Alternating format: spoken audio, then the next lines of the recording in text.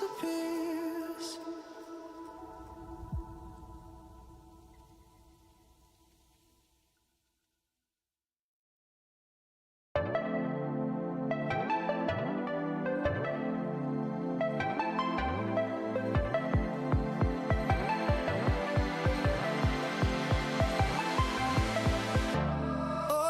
Reaching out, and my heart is with you. So much in between, things we've never seen. You're a mirage that my mind can't see through. Are you here with me? One day we can see. And all my life, unbroken ways. But I know that time makes ways. But I know that time makes ways. And all my life, unbroken ways. But I know that time makes ways. But I know that time makes ways.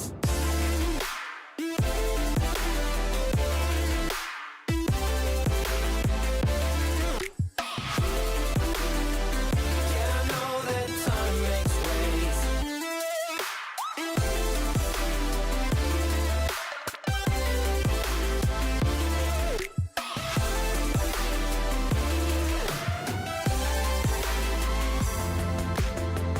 All my life, unbroken ways. But I know that time makes ways. But I know that time makes ways. And will my life be there one day? All I know is frozen waves. But I'm hoping time makes ways. I'm holding on to the image of you. Life from far away, information highway. You're a mirage that my mind won't cling to.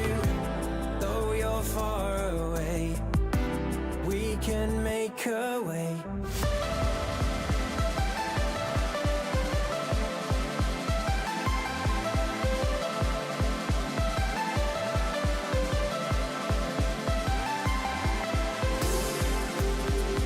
All my life, unbroken ways.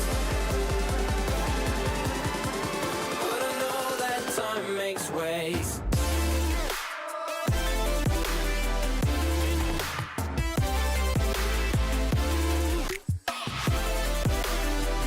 Yeah, I know that time makes ways.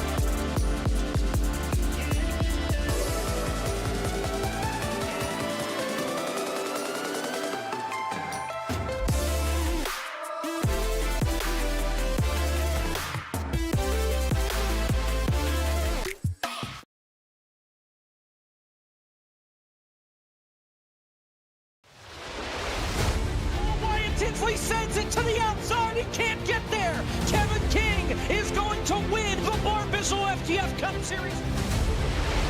With the lead, Bud gets wrecked in front of the pack. He's saves it. 3-4 wide as they come to the white flag. Here comes Vargas down on the apron. They are 5 wide. Ian Plash will win it at the line. Is this package? Oh, there goes Jordan Lopez Jr. That's your race leader. Caution flag is out. Still no one willing to give up as they are going to be dead even off of the first chicane. Oh, he saves it. What's going to happen here? Here comes the canvas. Get your front there. He's got it. He's got it. This is going to win.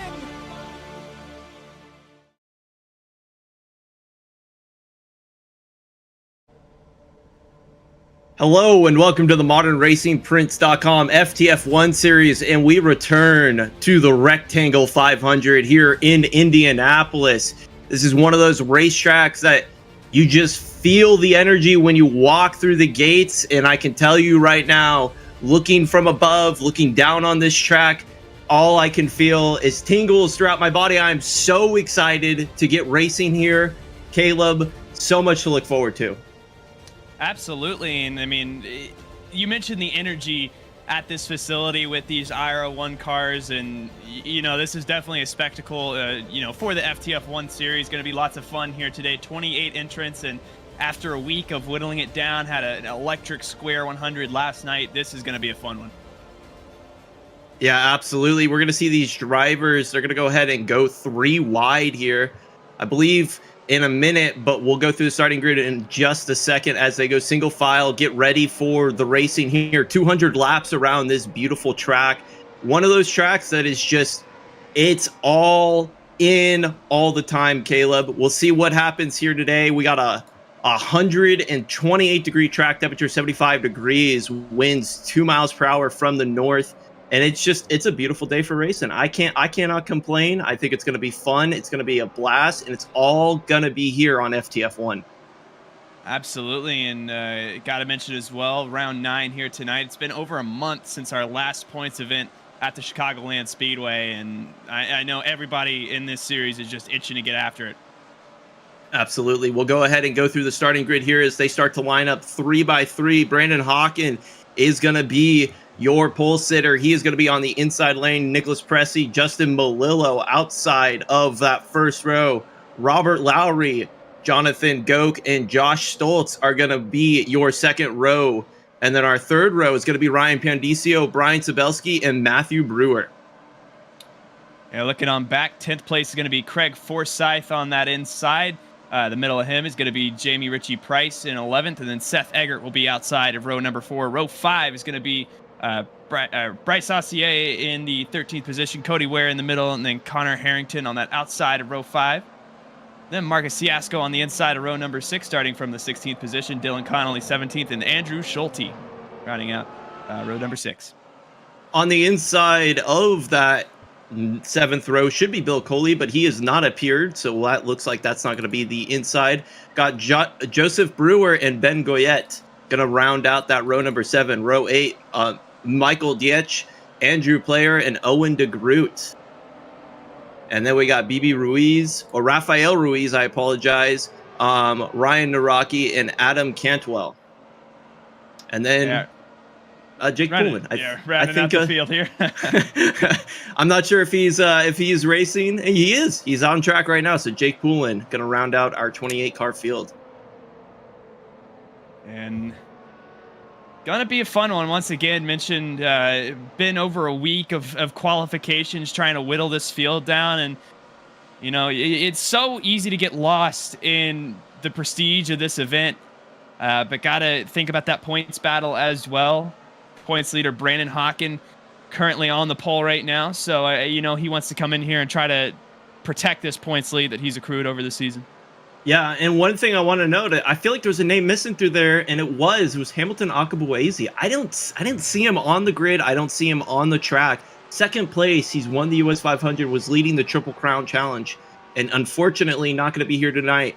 But we are going to go ahead and get set, get ready to go green flag racing. Brandon Hawken controls the start as we prepare for 200 laps around the rectangle track here in Indy, the IRL1, and really, really fast speeds. Brendan Hawken takes the green flag and begins his march for 200 laps, hoping to get a crown jewel to his bag. He crosses the start-finish line and takes the green flag. Justin Malillo, yesterday's Square 100 winner, has already overtaken for that second position. As We got one car and the outside wall, Andrew Schulte, and it looks like one more car. That's Ben Goyette get involved. Andrew Schulte was high into turn number 1. Looks like he was okay, and then Ben Goyette just came out of nowhere and absolutely wrecked into him. We'll get a replay here for that in just a second, but as soon as we got it started, we're back pacing, and Brandon Hawkins going to go ahead and come around the corner and grab that yellow flag, and we'll be pacing here for a bit. Definitely a very interesting wreck here. You're going to see all of this up ahead of the Schulte machine, and we had one spin up ahead, and Schulte getting on 2 wheels already. And I mean, a 200-lap event, you can't push the car too hard, and that's exactly what I think happened right there. Lap 1, turn 1.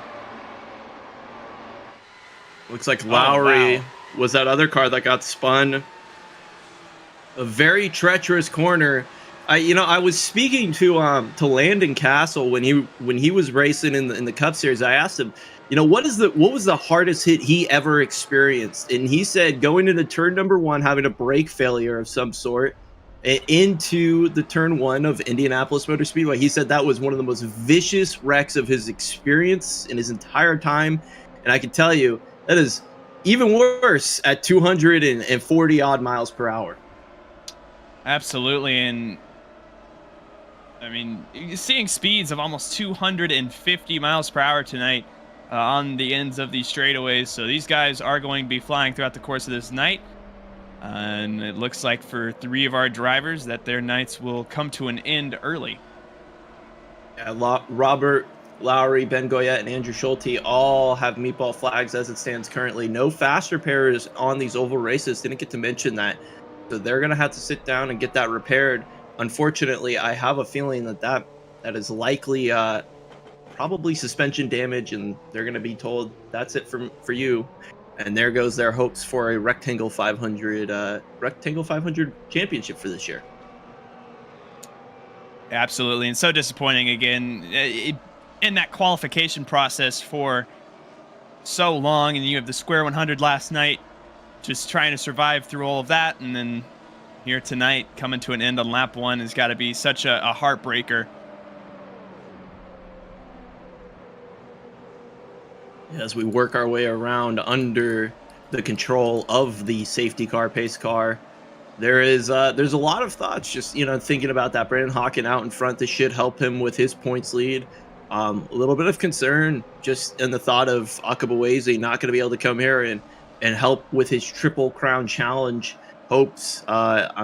It's disappointing. I think we would have wanted to see him out here just for the fact that we love that championship battle and how pound for pound it's been all year long, round 9 of 11, and it's just I wanted to see that carry on all the way there, but that's going to give Hawken a good points buffer. I think no matter what happens here, Hawken is probably going to be pretty happy as long as he doesn't fall too far out or get involved in a wreck that results in him being outside of the points. Absolutely. I mean, if you remember back almost a month ago to Chicagoland, Brandon Hawken, who came out the victor of that race, Hamilton Akabuweze had some damage and fell back to, I believe, around that 11th, 12th position. So even then, his points lead was padded quite a bit. Now that Akabuweze is not even in the field, definitely going to be a good night for Hawken, especially if he can come out of here with a victory. Yeah, absolutely. We're now 1 to go, and there's a little bit of an interesting restart procedure here. The leader has the opportunity to kind of set the field's pace entering turn number 3, and then they have control as you enter turn number 4 of when they got to go by, but they can choose between 80 and 100 miles per hour. Hawken has that ability. He's going to let the pace car kind of go out a little bit further ahead, He's going to maintain 75. So the restart zone begins right in the entrance of turn number 4.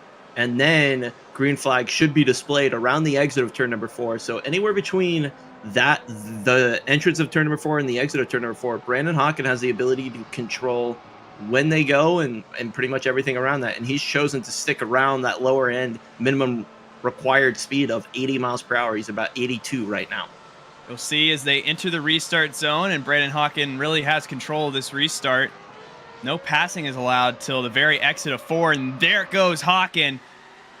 And you can see already almost up over 200 miles per hour, just the pure acceleration out of these cars as they head all into turn 1 now. Yeah, right now we see some pretty big moves. Connor Harrington is going to make a move back for 11th position around Marcus Ciasco. He's going to make it stick, and it's going to work his way towards the front of the field. He is slowly trying to get towards the front, defending Rectangle 500 champion Connor Harrington, looking to make another one happen here tonight. Absolutely, and you'll see around the racetrack, I mean, just tons of respect needed. One car off track, looks like Cody Ware is going to be pulling into the pit lane here. That's unfortunate for her. She just has been out here so many times. We love to see her join us in these races, and I hope that everything's okay, no major damage, and it might just be maybe a minor repair required. Absolutely, and a tough break. Looking back around right now, Brandon Hawken has the lead by a good bit, and I mean, drafting's going to come into play a lot here tonight here at the Indianapolis Motor Speedway with these IR01 cars, and you'll see that throughout the night. Yeah, right we'll now. see. One thing I'm noticing is just these restarts. It's just kind of how it separates the field. There's a pretty good group of cars. I'd say the first 12 or so cars are all bunched up, and then 13th on back is another group of about 4 or 5 cars, and then you kind of have to go a little bit further back. It's about 17th. You have Ryan Pandicio as its own set of cars. That's 3, and then again another set behind that. But it's getting very spread out very quickly. It's something that you're just going to have to keep your eyes on. On the contrary, towards the end of that straightaway, Justin Melillo was gaining big time on Brandon Hawken, and it's really up to him on if he wants to attempt that pass right now or if he wants to just stick around in line on board with that Traction GG machine. And you see just how big of a run it's going to be, and it looks like Justin Melillo going to go to the inside. Turn 1, new Rectangle 500 leader. It's Justin Melillo.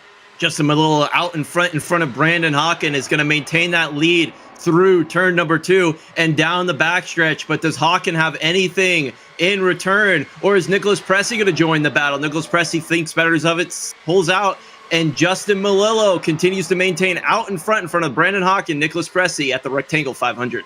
And what that pass did was really grouped up this lead pack. Jonathan Goke is even caught the tail end of this pack, and it's really 4 cars under a blanket now for the lead. All of them coming up on lap traffic, and Bill Colley, who joined the race 1 lap late, and currently runs 1 lap down. Yeah, it's going to be interesting to see how this lap traffic is going to matter here. They are coming up on him very quick. Going to wisely pull out of the way, get to the low side through the backstretch, and let this 4-car pack by. But this is one thing I'm wondering, did Brandon Hawken think, you know what? I'm not going to battle for this. I want to feel safe. Absolutely, and that draft can play such a big factor, and we'll see if Nicholas Pressey will have the opportunity to pass, or if that number 9 machine has the same thing in mind. 1 car into the outside wall off of turn number 4. That looks like that might be the lapped car of Bill Cooley. It is. He is off pace and now into the wall. Hopefully he's going to be able to get out of the way. We got a couple of side-by-side cars coming up behind him really quickly, and it is getting very treacherous off of turn number 1 exit. Close call there, and I mean, you saw that group, Saucier, Cantwell, and DeGroot were 3 wide for a little bit, and again, these cars, there is just no forgiveness whatsoever. One small little mistake, and we've already seen it can end your day. So you have to race around this racetrack with such a high level of respect. As 1 car's up in the wall, it's Matthew Brewer. That's going to bring out the caution flag, and the safety car is going to come out. Matthew Brewer is stuck in that outside wall. His right front is destroyed. That'll be the end of the 3 cars' hope to come down and get a championship, and he's going to bring it down to pit road. Cautiously, the 46 machine is going to... Oh, my goodness. The 46 just hit the outside wall as well. Oh, my goodness. That's a tough break. And you see Brewer right there and just running against the inside wall. We'll try to get a replay right here, but I think it once again is just a misjudgment coming off the exit of this corner. You see just bops the wall a little bit, and that's enough contact to break that machine, and it's stuck in the outside wall. And again, when you're traveling at speeds of 240, 250, it's so easy to misjudge, and that's a classic example right there. It's so easy to misjudge. It's also very easy to overheat the tires and push a tight condition throughout these corners, especially if you're putting it all in every single lap after lap. And I think it shows you the amount of challenge that's associated. You know, only 12 laps in, and we've already seen three different incidents and 2 cautions. And I think it shows you just the amount of respect that you got to have to go around this place 200 times for 500 miles. It feels like a script we've seen many times before. A couple of cautions to begin this race, but if we read ahead a couple of chapters from previous races, we should expect a long green flag run. I feel like a lot of these oval races start with several cautions, kind of filters out. Everyone gets their early race jitters out of the way early on, and then we kind of get ourselves into a long green flag run. Something to consider. And we're going to see, is anyone going to come down pit road? I think we got 1 or 2 takers. Oh, no, actually, this is terrible for Justin Melillo as everyone behind him comes down pit road.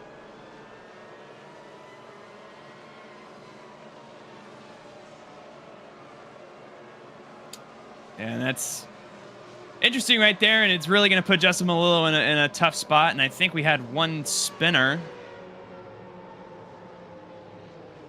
Looks like that was Cooley. Unfortunately, his day is getting a little bit worse. See him spin right here. It looks like he got fresh tires or some sort of pit service. He's getting up to speed. He is withdrawn from the race, so this is the reason why. It's just unfortunate. Got a little bit too much throttle in. He was going so slow. It makes you wonder, was there a throttle calibration issue, and he was trying to get it worked on, and unfortunately just went in the wrong direction. And I mean, already, out of the 28 starters of this event, we have right now 5 or 6 different cars that have already gone a few laps down due to damage or have disconnected. Looks like we have 22 on the lead lap, and again, only 13 laps into this race. We still have 185 or so laps to go. And again, I think it really shows you just how difficult it is to go around this place 200 times at speeds of 240, 250 and come out as a champion. Yeah, absolutely. And we saw Justin Melillo was the only one who stayed out at the beginning of that pack. And this is where it pays to have friends. All of the traction machines looks like they're going to do their best to make sure to cover any sort of strategy issues there. And that's going to play into his hands very favorably. Ryan Naraki, Jake Poulin is going to all line up and basically give Justin that buffer he needs over Brandon Hawken. Absolutely. And this is going to be interesting once again with both of those Mickey Mouse Clubhouse machines up towards the front. Actually, all 3 of them. We have Justin Melillo, Jake Poulin, and Ryan Naraki 1, 2, 3 right now. And we'll see if Justin Melillo is able to use that older equipment and retain the lead here. But should be interesting to see. Yeah, as we have taken 1 to green, Justin Melillo is setting the pace on the field, getting his buffer out in front of that pace car. You see the pace car is getting further and further ahead. Pace car is currently going 85 miles per hour. Justin is 75. And he is going to control the field. What kind of games can we expect? Now, last week, we were discussing some restart ideas just in general between Parker Lynn and myself.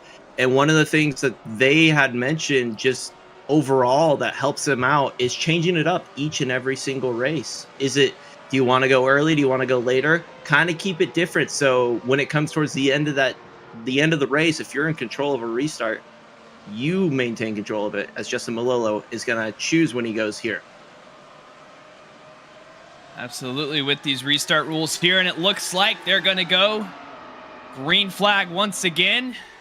And again, the Mickey Mouse Clubhouse coordination here, you just see how important that is these three cars are completely in a group. And if you remember back to Chicagoland, some trickery up their sleeves was going to give this group a dominant win until we got a late race caution.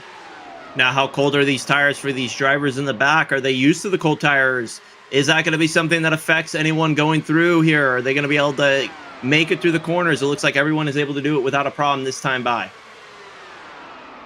Absolutely. And Brandon Hawken right now, his main objective right now is to just stay in the draft, stay in the wake of this third place car and Ryan Naraki, because if these three can get grouped away, then tires aren't even going to matter. One note is Andrew Player. He got into the wall between 1 and 2, has a meatball flag. It looks like his car is driving okay, but he's going to have to bring it down to get service done. That might be just a flat tire or potentially suspension damage. We'll find out if he's able to make it a quick stop or a long stop. Attrition continues here, and it looks like going into turn number 3, yeah, speeds of 252 miles per hour. Here comes Jake Poulin, ducked to the inside for a moment, it looks like, and surprised to see Malillo blocking. I'm very curious what their plan of attack is here. We've seen it at these speedway type tracks before, almost a dance maneuver where they'll carry the runs and keep cycling people out in front to make sure that everyone gets strapped for a little bit and tries to go as fast as possible. But it looks like right now they're going to leave Justin Malillo out in front, and Jake Poulin is just going to stay in line, in tow, and just stay behind that pink machine right ahead of him. And Brandon Hawken, either way, is catching this group. Actually got a little bit of sideways in turn 4 there, but last time by was about a 10th faster, and we'll see if that holds true once again as they come back across the line. Doesn't look like it, but I think this group needs to figure what they're doing out really quickly here. Yeah, they're going to have to figure it out as Ryan Naraki is really close on the rear tail of Justin Malillo. Put Poulin out in front. Naraki is going to try and break the draft behind for Hawken, try to avoid giving Hawken any sort of help or a tow, as Poulin gets a little bit awkward through 3, but he's going to keep it underneath him. And the 3 Mickey Mouse Clubhouse cars are continuing to stay in line and go around the track. And that 999 machine out front here right now, and they're doing a great job. However, that last time by had a little bit of a hiccup. 2/10 faster was Brandon Hawken than Ryan Naraki last time by. If they keep that pace up, then Hawken will catch this group at some point. Yeah, this is something that we're just going to keep our eyes on. Brandon Hawken is going to continue to close. Note here, Andrew Player has just cleared his meatball flag, so he is going to be able to go back out on track just a couple of laps down as he works his way out of pit road right now. So is that going to affect the leaders here as they're going to go onto the outside? It looks like it's not going to be an issue. And Hawken continues to gain. Last time 4/10 faster, and Justin Malillo really had to get out of that throttle. Gotta wonder right now if the older tires are hampering corner speed for that Malillo machine, but Brandon Hawken is catching them and should put us in a 4-car race for the lead. But gotta watch out on these older tires as well. We've seen cars begin to step out mid-corner, and that's what's caused 3 of our incidents here tonight so far. Yeah, and there is certainly some sort of benefit to this being a little bit of a green flag run. We saw it only took, 7, 8 laps here for people to say, you know what, I'm going to come down to pit road. I'm going to get a new set of tires. I'm going to get more fuel inside this vehicle. So that's something that is playing into their favor right now. With unlimited tire sets on pit road, you don't have to worry about managing how many tires you have. You can come down as many times as you want, fuel it, get tires. Is that going to be something that we see consistently throughout the race? As we see a little bit of side-by-side battle here through, it looks like, turn number 3. Absolutely. Going to back down for the time being. And this is that group of 5th place on back with Craig Forsyth, who is in that 5th position. Nicholas Pressey, Jonathan Goat, Connor Harrington, all in this 4-car pack. And again, one little mistake, and this entire group would be in jeopardy. So you got to place so much respect in each other's hands here. Connor Harrington, you see him dive down to the inside. Got to be really careful running side by side through here. And it looks like Harrington's going to back out wisely and let Goke have that spot for the time being. Yeah, you can feel Harrington just wants to get towards the front. He doesn't like to stay in line. He doesn't want to do that 22 laps in, but he wants to be at the front right now as we see Goke's going to go to the inside, side by side for both rows. And right now it looks like Nicholas Pressey's going to be the big loser. He's going to drop all the way to the back. Yeah, but live to fight another day. Keep in mind, not even an 8 through this race so far. So, I mean, plenty of time left. And actually, Pressey's going to tag the wall just a little bit. Scary close call, but he's going to be okay for right now. Look at Connor Harrington. Big move going into turn number 3. And that'll move him all the way up into the 5th position. You got to be careful with the move like that, though. It can easily take the air off of the front of the car behind, and that'll cause the car to lose a ton of downforce and may push a tight condition and cause it to wreck. Something you just got to keep in mind as we go through this race. Just how aggressive are you willing to get?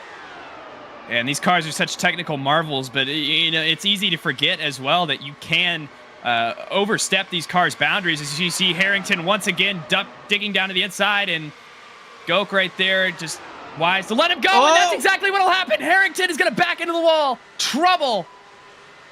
No caution on the racetrack yet. Now it is out, and that is exactly what I was talking about. You can't carry too much momentum into the corner. And Connor Harrington, big wreck. And he will not go 2 in a row here at the Rectangle 500. Connor Harrington, our defending champion, is going to be caught up in an incident on lap number 24, entering turn number 3 at 250 miles per hour. He's just going to lose rear grip and slide out. Yeah, man, that is tough. Of a few wrecks that we've seen here at the Indianapolis Motor Speedway. You just can't carry that run. You can't carry that momentum.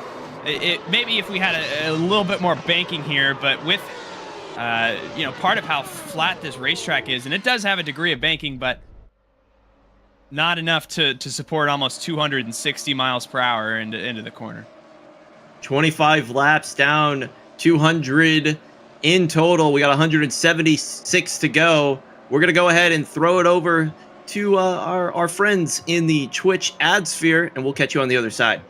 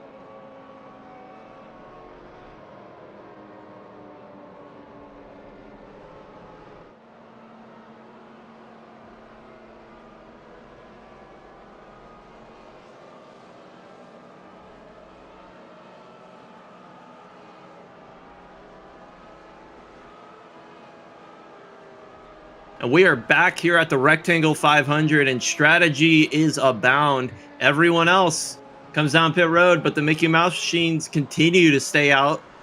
Interesting, interesting, interesting. We'll see how this turns out here as they are going to go ahead and take the green flag very shortly. Jake Poulin is going to control this restart, and we are about to go green, Caleb.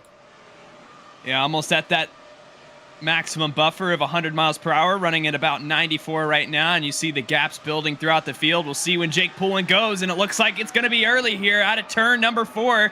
Here comes the field as they all thunder by. And you can see the 3 cars are clearly working together on the same page. Naraki's going to go underneath Poulin and easily take the lead. No contest between these teammates. They're all going to work together. Now, we were talking during the break, Caleb, about why they would want to stay out.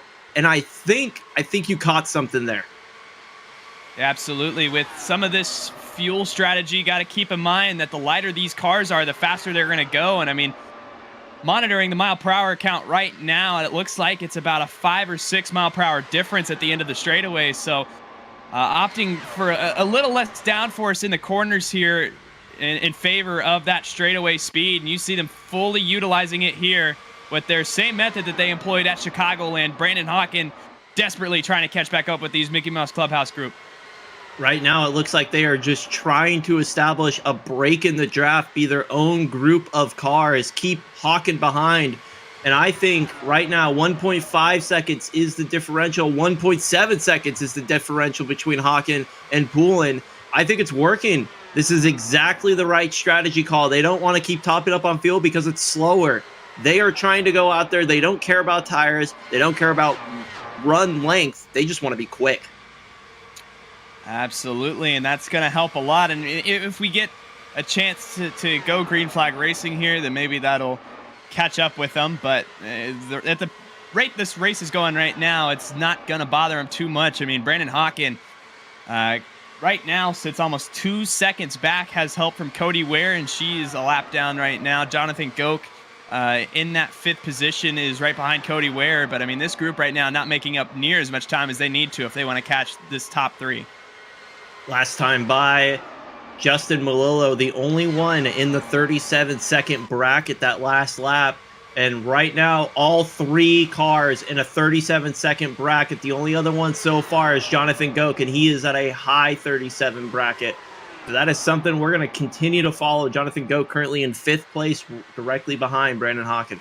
Yeah, and Jake Poulin sitting in that draft in 3rd place right now. Just ran a 37.7, almost 3/10 faster than everybody else on the track, including his 2 teammates. So obviously got something worked out here. And again, less corner downforce that these cars have because they're running less fuel in them right now. But I mean, that straightaway speed is just so immense. I mean, already not even halfway through the straightaway, almost 260 miles per hour for Jake Poulin.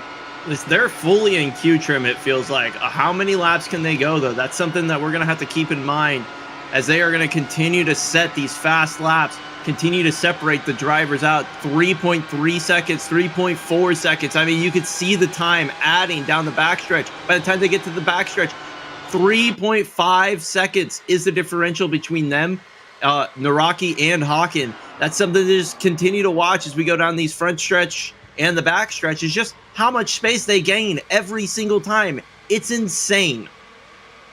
Yeah, almost a 20 mile per hour difference right now between this front 3 group of Poulin, Malillo, and Naraki.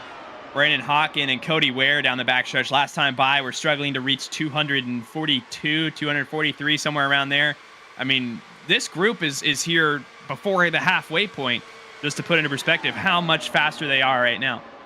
Yeah, when they initially stayed out for the 2nd time in a row, I was telling you, I was like, I don't like that move at all. I don't like that move at all. And then once we noticed their lap times were just getting quicker and quicker every single time as they went through the run, I was like, okay, it's not a tire game. It's merely a fuel weight game.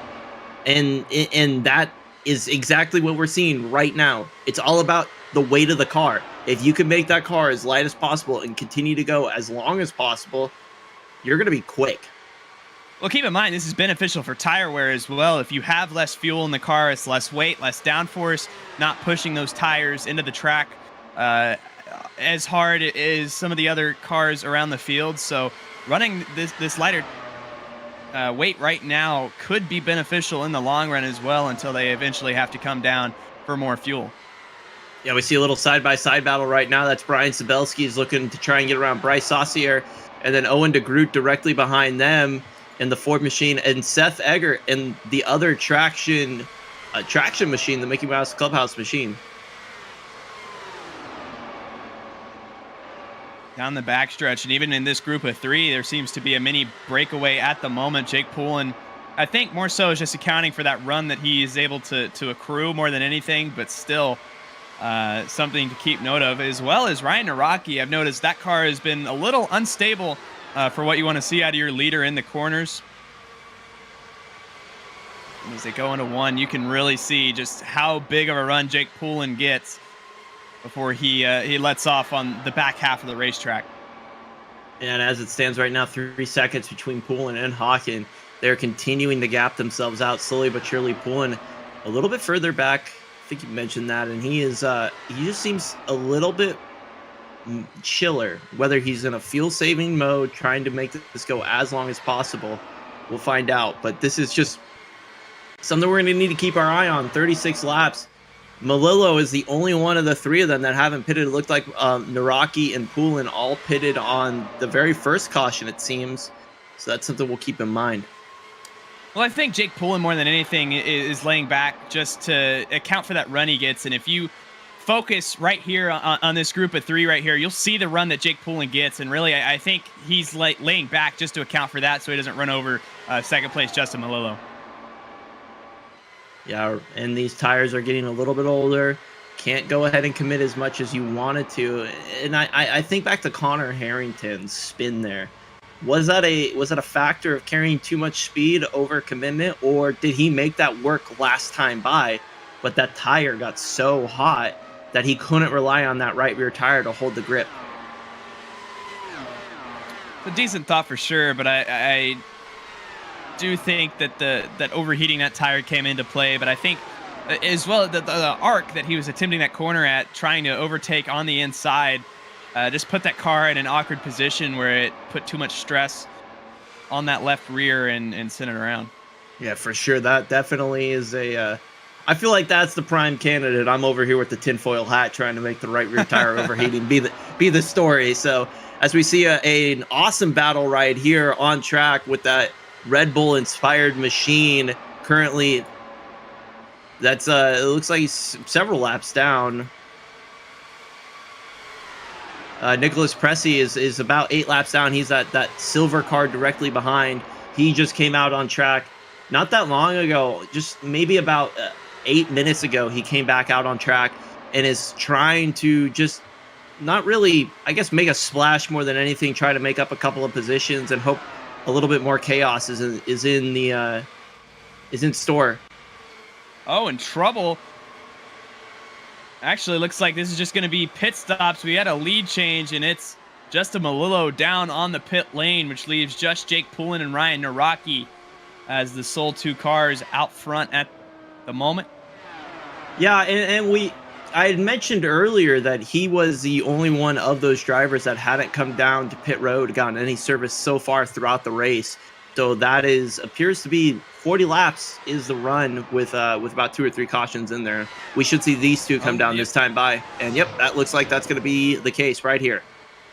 Don't want to lock up those tires too much. Looks like a solid entry for both of them. But for the time being, going to cycle Brandon Hawken and Jonathan Goke back out to the lead in this group 1-2 right now. And you see there is Melillo coming off the pit lane. And then right behind him is Brandon Hawkins. So now it's not a game of who's going to be able to stay out in front. Is how long can Melillo hold off these leaders? Remember, we were talking about fuel weight being the big game here. Well, the one with the lower fuel weight now, Brandon Hawkins, and he is chasing down Melillo, trying to put him 1 lap down in that Mickey Mouse machine. Absolutely. And as well, Hawken has that draft help from Goke and Cody Ware all in this group. So 3 cars versus 1. It's pretty easy to figure out who's going to have the advantage there. And right now, this group is catching Justin Melillo, but his 2 teammates are coming off this time by, and you got to imagine that Melillo is going to be patient with him. Yeah, I don't think Malillo is going to be able to actually catch him here before Hawkins going to be able to make a move around Malillo. Hawkins is right there, right behind Malillo. It is getting very tight as Hawkins going to choose to go to the outside lane. Malillo is going to be on the inside. They're both going to be able to make it stick. That is experience right there. Somehow they went too wide through a corner at Indianapolis and they did not wreck. That is incredibly impressive as we see Malillo continue to bleed more and more from that heavier fuel weight. I think that was more Malillo trying to block, and you see right now that Cody Ware, she's struggling to get by Malillo right now, but Brandon Hawkins catching the tail end of this group. Jake Poulin right now looks like Hawkins going to be right there once again. You got to be so careful doing this. Right on the back bumper of that Poulin machine, and we'll see if he makes a move. Here comes Brandon Hawkins. Jonathan Goke directly behind him. Is Goke going to try to capitalize on this whole situation? Not at the moment. Hawkins looking directly underneath Ryan Naraki. He's going to make it stick, get around Naraki, move all the Mickey Mouse Clubhouse machines down one lap. Jonathan Goke with the lighter fuel load, easily going to be able to make his way around Naraki. And this strategy has just exposed its biggest flaw, and that is that they're going to go a lap down every time they have to make a green flag stop. Well, now they're all grouped up once again, and you know, if they can use that teamwork to their advantage, then I think they have a shot to unlap themselves here under green. But we'll have to see that play out through the course of this run. However, if there is a caution before they are able to get back around, then for sure we are going to have trouble with this group. It's just an Achilles heel of this whole strategy.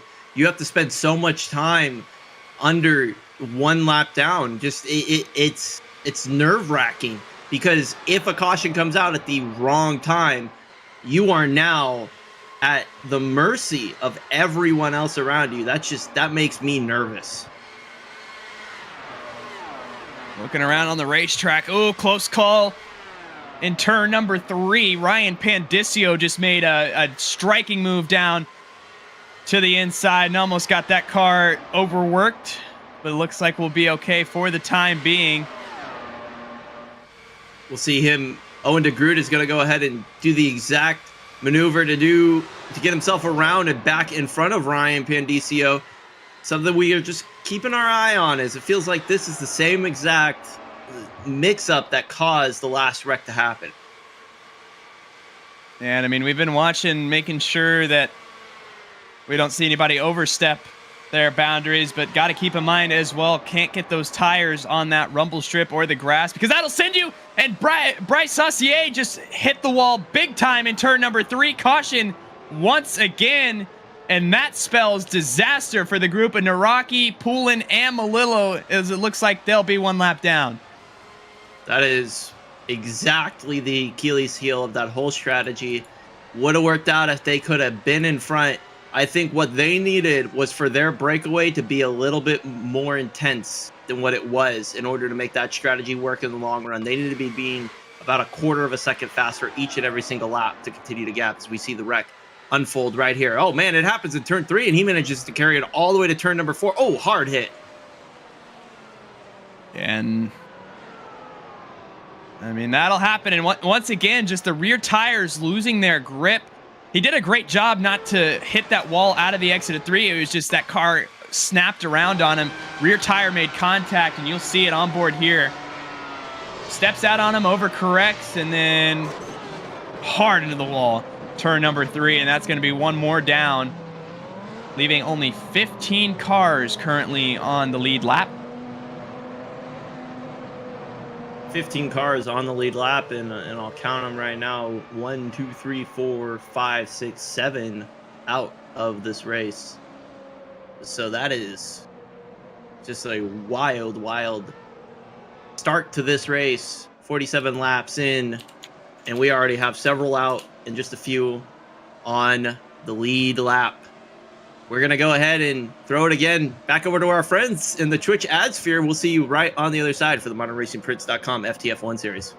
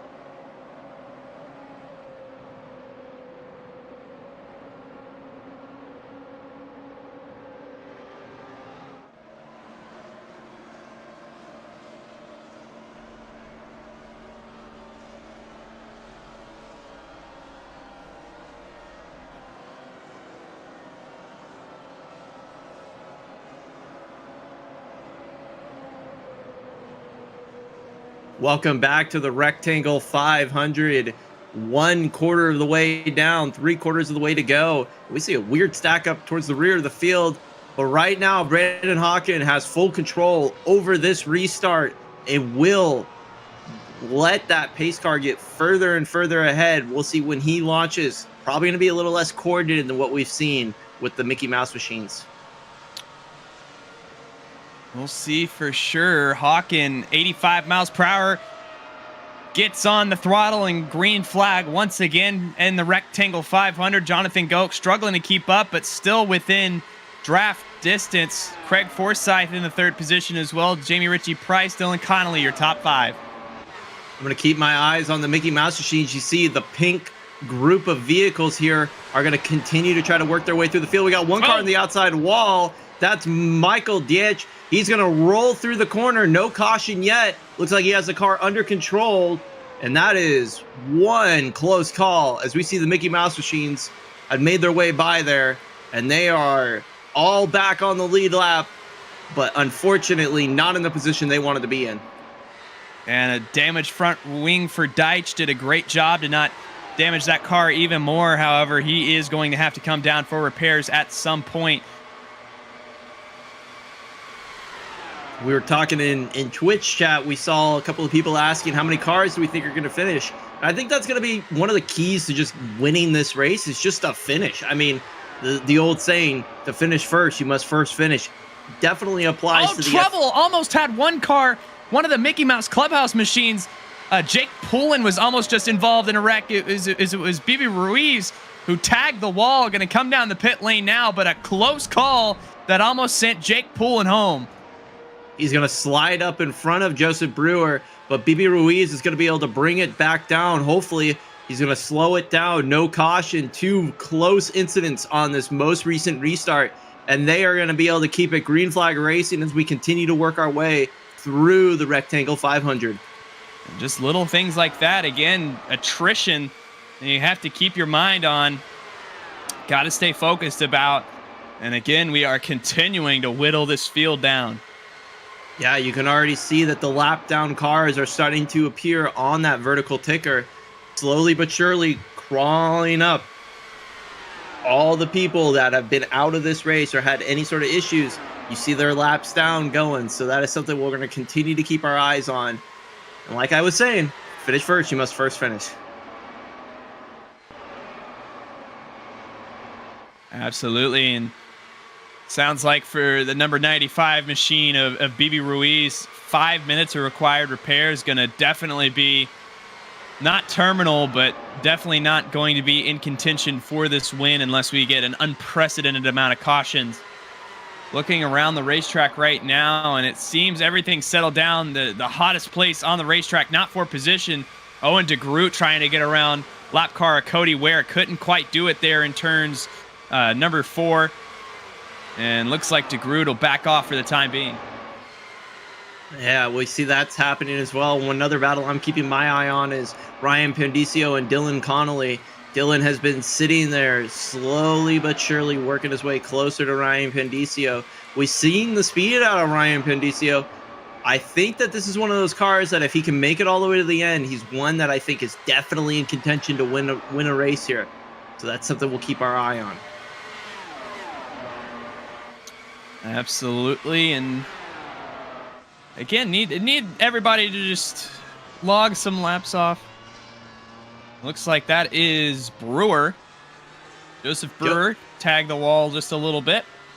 Brewer brothers not having their best day out today. I'm sure they're both looking for we're looking for a better Rectangle 500, but he's got a mute ball flag. Looks like his car is driving fine. We've seen that be about a 2 to 3 minute damage policy. Ryan Naraki on the inside of Adam Cantwell. Cantwell almost wrecks. Naraki just barely made contact with Cantwell, and they somehow, someway did not have a bigger wreck. Oh my goodness gracious, that was close. Close call for sure as they almost came together there, and Cantwell definitely had to get out of the throttle, and it was the first car in that 3-car group you see on screen. We'll get a replay of it right here, and you see down the backstretch again, they're trying to make this pass as clean and quick as possible. You see Naraki cut down to the inside and Cantwell fighting for position. They almost touch tires right there, which is a death sentence with these race cars, and you have to get out of the throttle just to make that corner if you're Cantwell. Does a great job of keeping that car in one piece and out of the wall. The unfortunate news for Cantwell, though, is he's got a meatball flag, probably a tire down of some sort, maybe suspension damage. He'll come down and get service to his vehicle. Hopefully it's just a tire. But that just shows you that that minor contact that was made between those two cars is resulting in Cantwell having to come down and get something repaired. Could be a wing, could be a tire. We'll find out here in a second. Yeah, Marcus Ciasco as well coming down the pit lane here for service, looks like, and that will leave just 13 cars on the lead. Lap 15 that are either a lap down or retired from the race outright already. BB Ruiz has finished his required repair, so he's going to go ahead and get rolling here very shortly. You see our lead group right here, Jonathan Goke.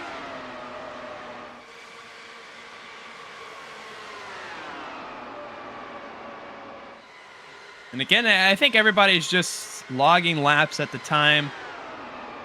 Nothing too crazy going on.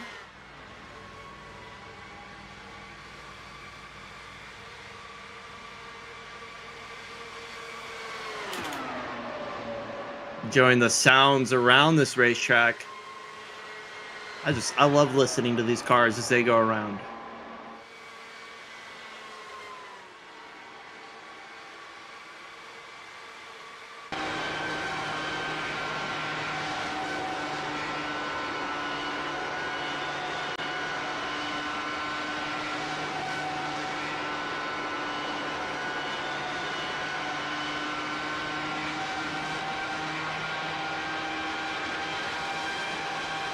Yeah, and you really hear the serenity of it all, and then you get on board and you see just pure chaos. I mean, handful on board there. You see the camera with Goke. No gear shifting. I'm sure that wasn't something that anyone had considered, but definitely just going to stick in that 7th gear.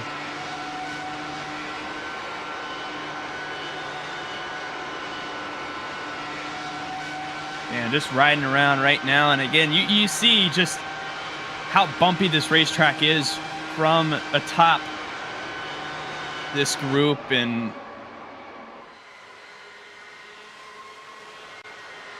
as they continue to log laps at the moment, absolutely insane that they're getting around this at 38 seconds, so the average speed of almost 246 miles per hour. Yeah, right now I'm looking at our track map, and there's about 3 established groups. Looks like 1st through 4th is going to be one group. And then about 4.5 seconds behind you, Joshua Stoltz is the leader of the next group, and that's going to be a 3-car breakaway. And then behind them, Ryan Naraki is going to control another group, as we see right here on screen. That Mickey Mouse Clubhouse group is not as together as you would actually expect them to be with how well they've worked together previously. And that can happen. It's a different battle when you're Owen DeGroot into the wall right in front of Justin Malillo. He's going to keep it underneath him, but Owen DeGroot hard to the outside wall. He currently is still able to roll, but we'll see if he has any sort of damage. He does. He has a meatball flag, and his car is not looking healthy.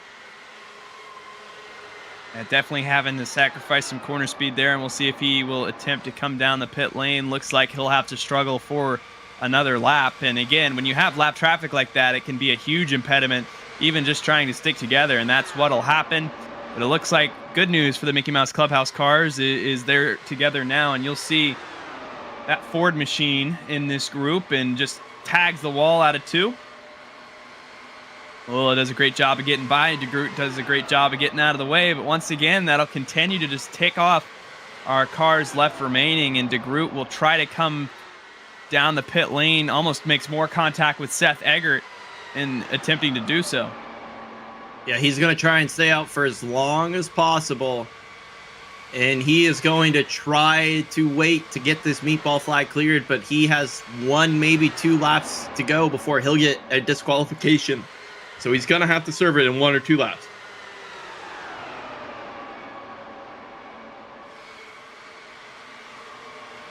I'm thinking right now, Caleb, that whatever meatball flag he has, it can't be something super detrimental. Maybe a wing damage or a flat tire. I mean, not even a flat tire. He'd be already around. So I'm thinking this is just a wing repair, if anything, for him.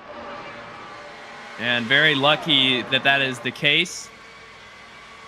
Because, again, just the slightest amount of damage can send these cars awry and derail your day. He'll stay out for one more lap, so he'll have to come on down and serve that meatball flag this time by.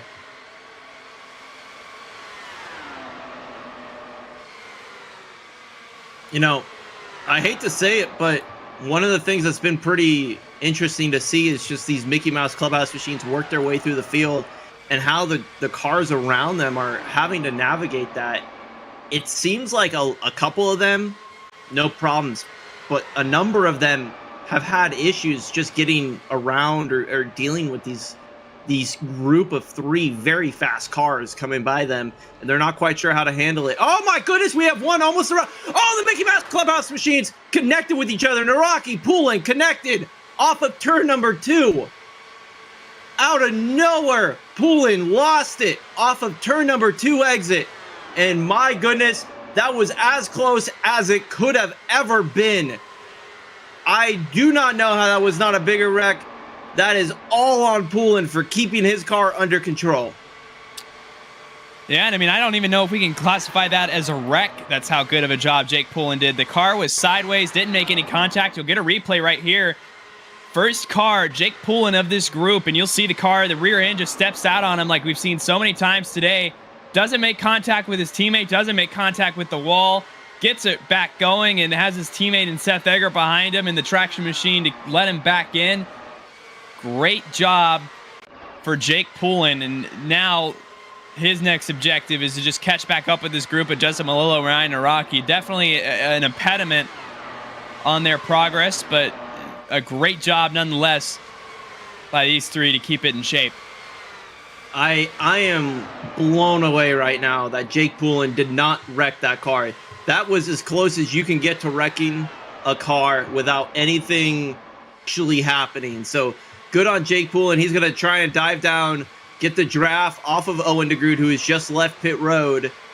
This is getting really sketch here. There's a couple of slow cars that the Mickey Mouse Clubhouse machines are coming up to. It looks like that's Joseph Brewer, who looks to be about a 25 miles per hour off pace. Owen DeGroot as well in this group, and really slowed up Jake Poulin even further. And so tough negotiating lap traffic when you can barely go side by side. And we'll see around the racetrack. Looks like everybody else should be okay. Sabilski trying to get to the inside of DeGroot. Cody Ware, she has to get out of the throttle there. Big close call for her. Owen DeGroot severely off the pace at the moment.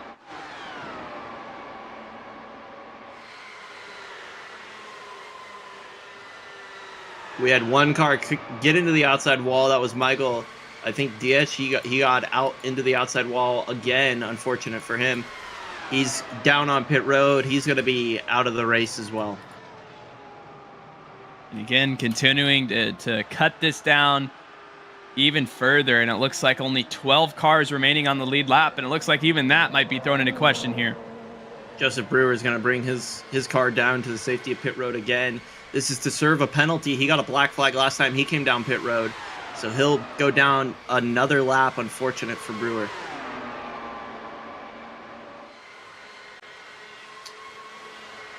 And a really tough break, and that will put him 15 laps down at the moment. Nobody on that cusp, really, just like a lap down. The first car that is not on the lead lap is going to be Owen DeGroot, 2 laps down. Then Michael Deitch in the 14th position. He is 6 laps down at the moment. And again, Sabilski is that last car on the lead lap. And most of that has just been surviving these wrecks. Yeah, absolutely. It's all been about survival. And somehow we kind of missed how this happened, but Jake Poulin was able to get connected back up with those 2 other Mickey Mouse Clubhouse machines. And at one point last lap, they were 3 wide down the backstretch with Josh Stoltz.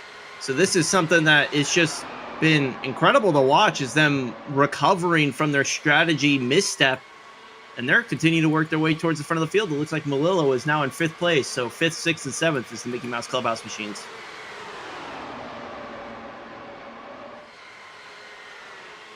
And right now, you see them continuing to negotiate through, and they've done a great job of getting these 3 back together. As Ryan Pandicio is trying to catch up to the tail end of this group, and again, they've had so much adversity the last few laps. And again, I've done a great job of recovering and getting back grouped up so they can continue to pick off cars here. Next up on the list is Bibi Ruiz. He currently, again, one of those lap down cars, running 17th, 11 laps down. It'll be interesting to see once they pass Bibi Ruiz just how quick their pace actually is. They've had so much tow. Oh, we got a couple of cars wrecked. Oh, where do they go? Oh, they're coming up at 250 miles. Oh, another wreck. Ryan Pandicio involved. Oh, my goodness. And Josh Stoltz. Unbelievable. Unbelievable. Couple of lap down cars in front of the lead pack catching up to him. And that is unfortunate. Pandicio gets involved. Unfortunately, on the brake a little too late. Gets connected with Josh Stoltz. And the 2 cars, Joseph Brewer and Marcus Ciasco, were the original ones involved.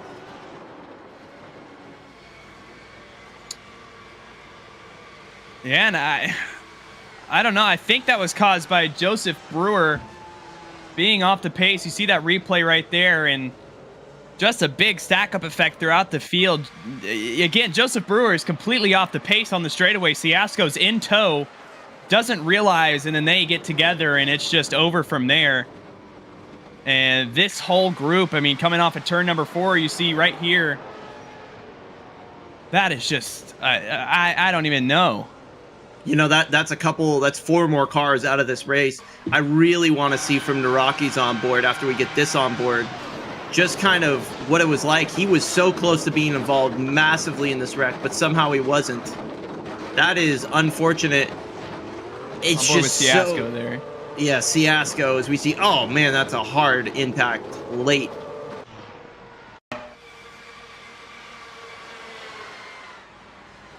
And again, right there, I mean, here's Naraki's on board. So you could see caution flag is out. He backs off wisely. And oh my goodness gracious. He was almost involved in that incident. Somehow he's going to walk away without any major damage. But that was about as close as you could get to being involved in a massive wreck and not be. Yeah, I don't know. That's tough there. I definitely think the caution could have been out sooner there. And just a really tough break. Pandicio tries to get slowed down, and then Josh Stoltz, I mean, just cruises in there, and after that, it's just chaos. Pandicio is basically just a moving target at that point, and that's a tough call. And once again, I think that's only going to leave us with about 8 or 9 competitive cars at this point.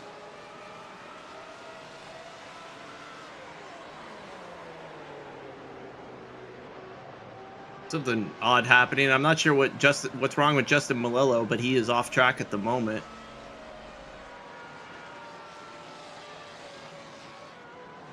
Yeah, I will defend our admin here, Benjamin Easterday. I've been in that position where you have cars so spread out.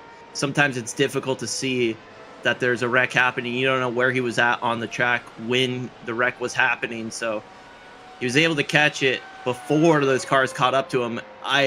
I'm not really sure.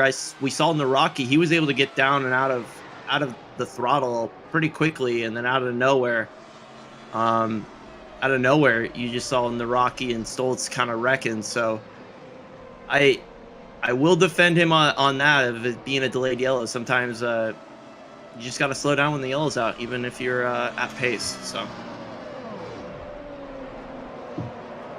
fair for sure, but like you said, again, 4 more cars that are going to be out of this race. Stoltz and Pandicio really joining the list here.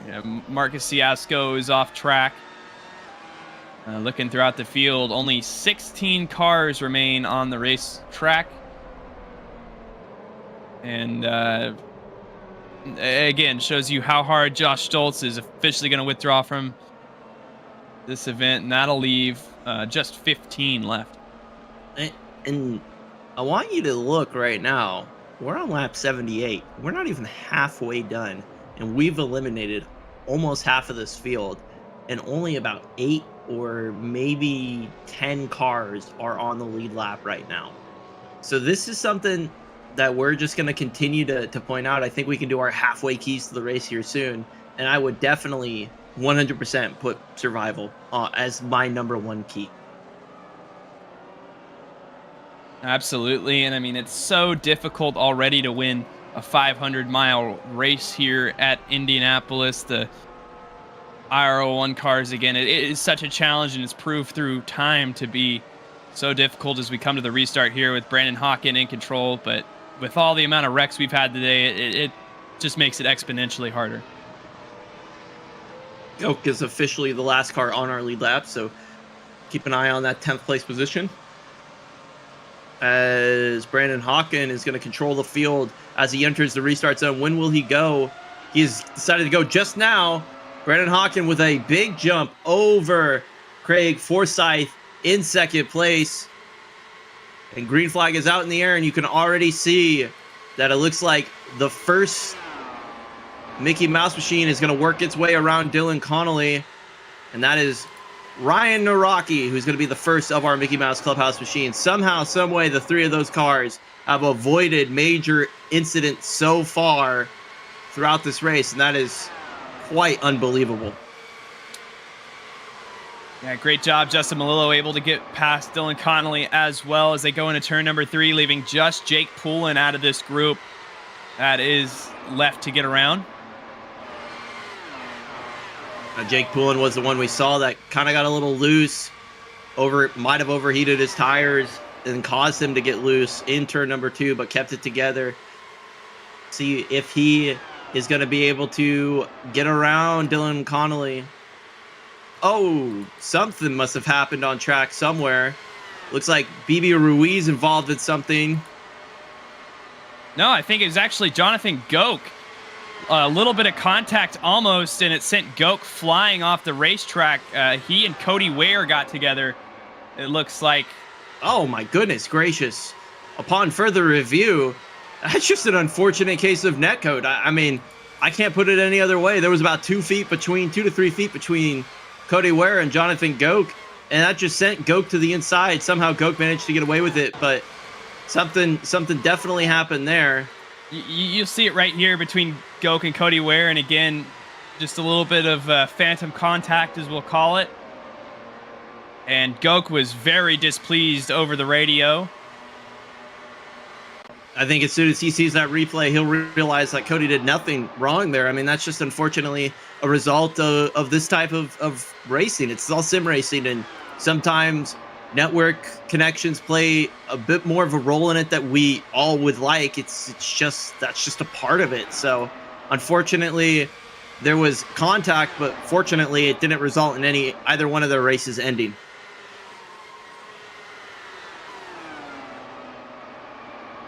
And again, Cody just currently fighting for track position to try to make up time at the moment. In the 14th position of the 15 cars that remain on track.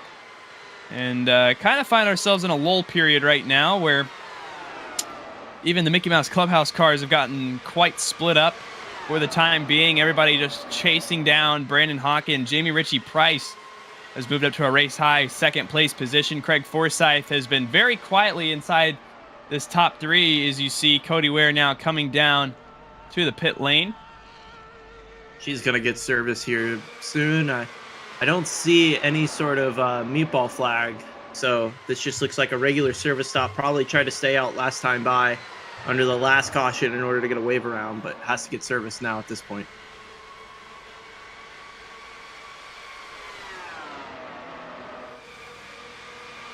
As you said, yeah, this is a bit of a lull period. And I feel like if we kind of look back on the script from the last couple of races, This is about the same exact thing that happened. We had some significant issues early on in the race. Maybe the first third of the race tends to be pretty caution heavy, and then the following 2/3 of the race ends up being almost nearly all green flag racing. Whether or not that'll be the story of this race, we don't know. But I mean, there's only so many cars on track that can continue to bring out cautions. And that's definitely had an impact in where we stand right now. And again, I think a lot of this is just, you're not seeing too many people overstepping their boundaries right now. You're not seeing too much aggression on the racetrack. Really just, again, riding around, trying to tick off laps right now. The closest thing we've seen to a battle at the moment is Ryan Naraki chasing down Craig Forsyth. But even then, lots of apprehension and even attempting to pass right now. Yeah, and one of the things that I'm thinking as a strategy play here that Naraki could try to implement is just to try to pass and get all the way to the front of this pack and control the pace of the lead pack. If he can do that, he has the best opportunity to get those Mickey Mouse Clubhouse machines that have fallen a little bit off pace behind him, about, looks like 2.5 seconds behind this lead pack, and get them connected back up. But he's going to have to be the one that controls the pace. We'll see if he's going to be able to do that, as he's already moved his way past Craig Forsyth. And did a great job there of moving up into the podium. And Jamie Ritchie Price next on his target list, and Forsyth will try to hang on as he has, I mean, quite a bit of distance back to Poulin and Malillo, but still have to be careful here. And looking around the racetrack right now, it looks like this 4-car group is where all the action is, time being. One car off the pace into pit road. Looks like it's going to be BB Ruiz once again, and a really close call in turn number 3 last time by for a 95 machine.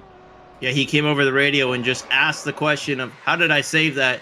It was definitely one of those close calls. Managed to keep it underneath him, and definitely somehow, some way, wasn't anything bigger for himself. So definitely can't be dissatisfied with that. As we see right now, a pass for the lead. Ryan Naraki put him out in front. Right back up to the top of the board. Finally, after so many laps, the Mickey Mouse Clubhouse machine is leading the Rectangle 500 once again. And slot that number 23 machine to the front. Tons of pace.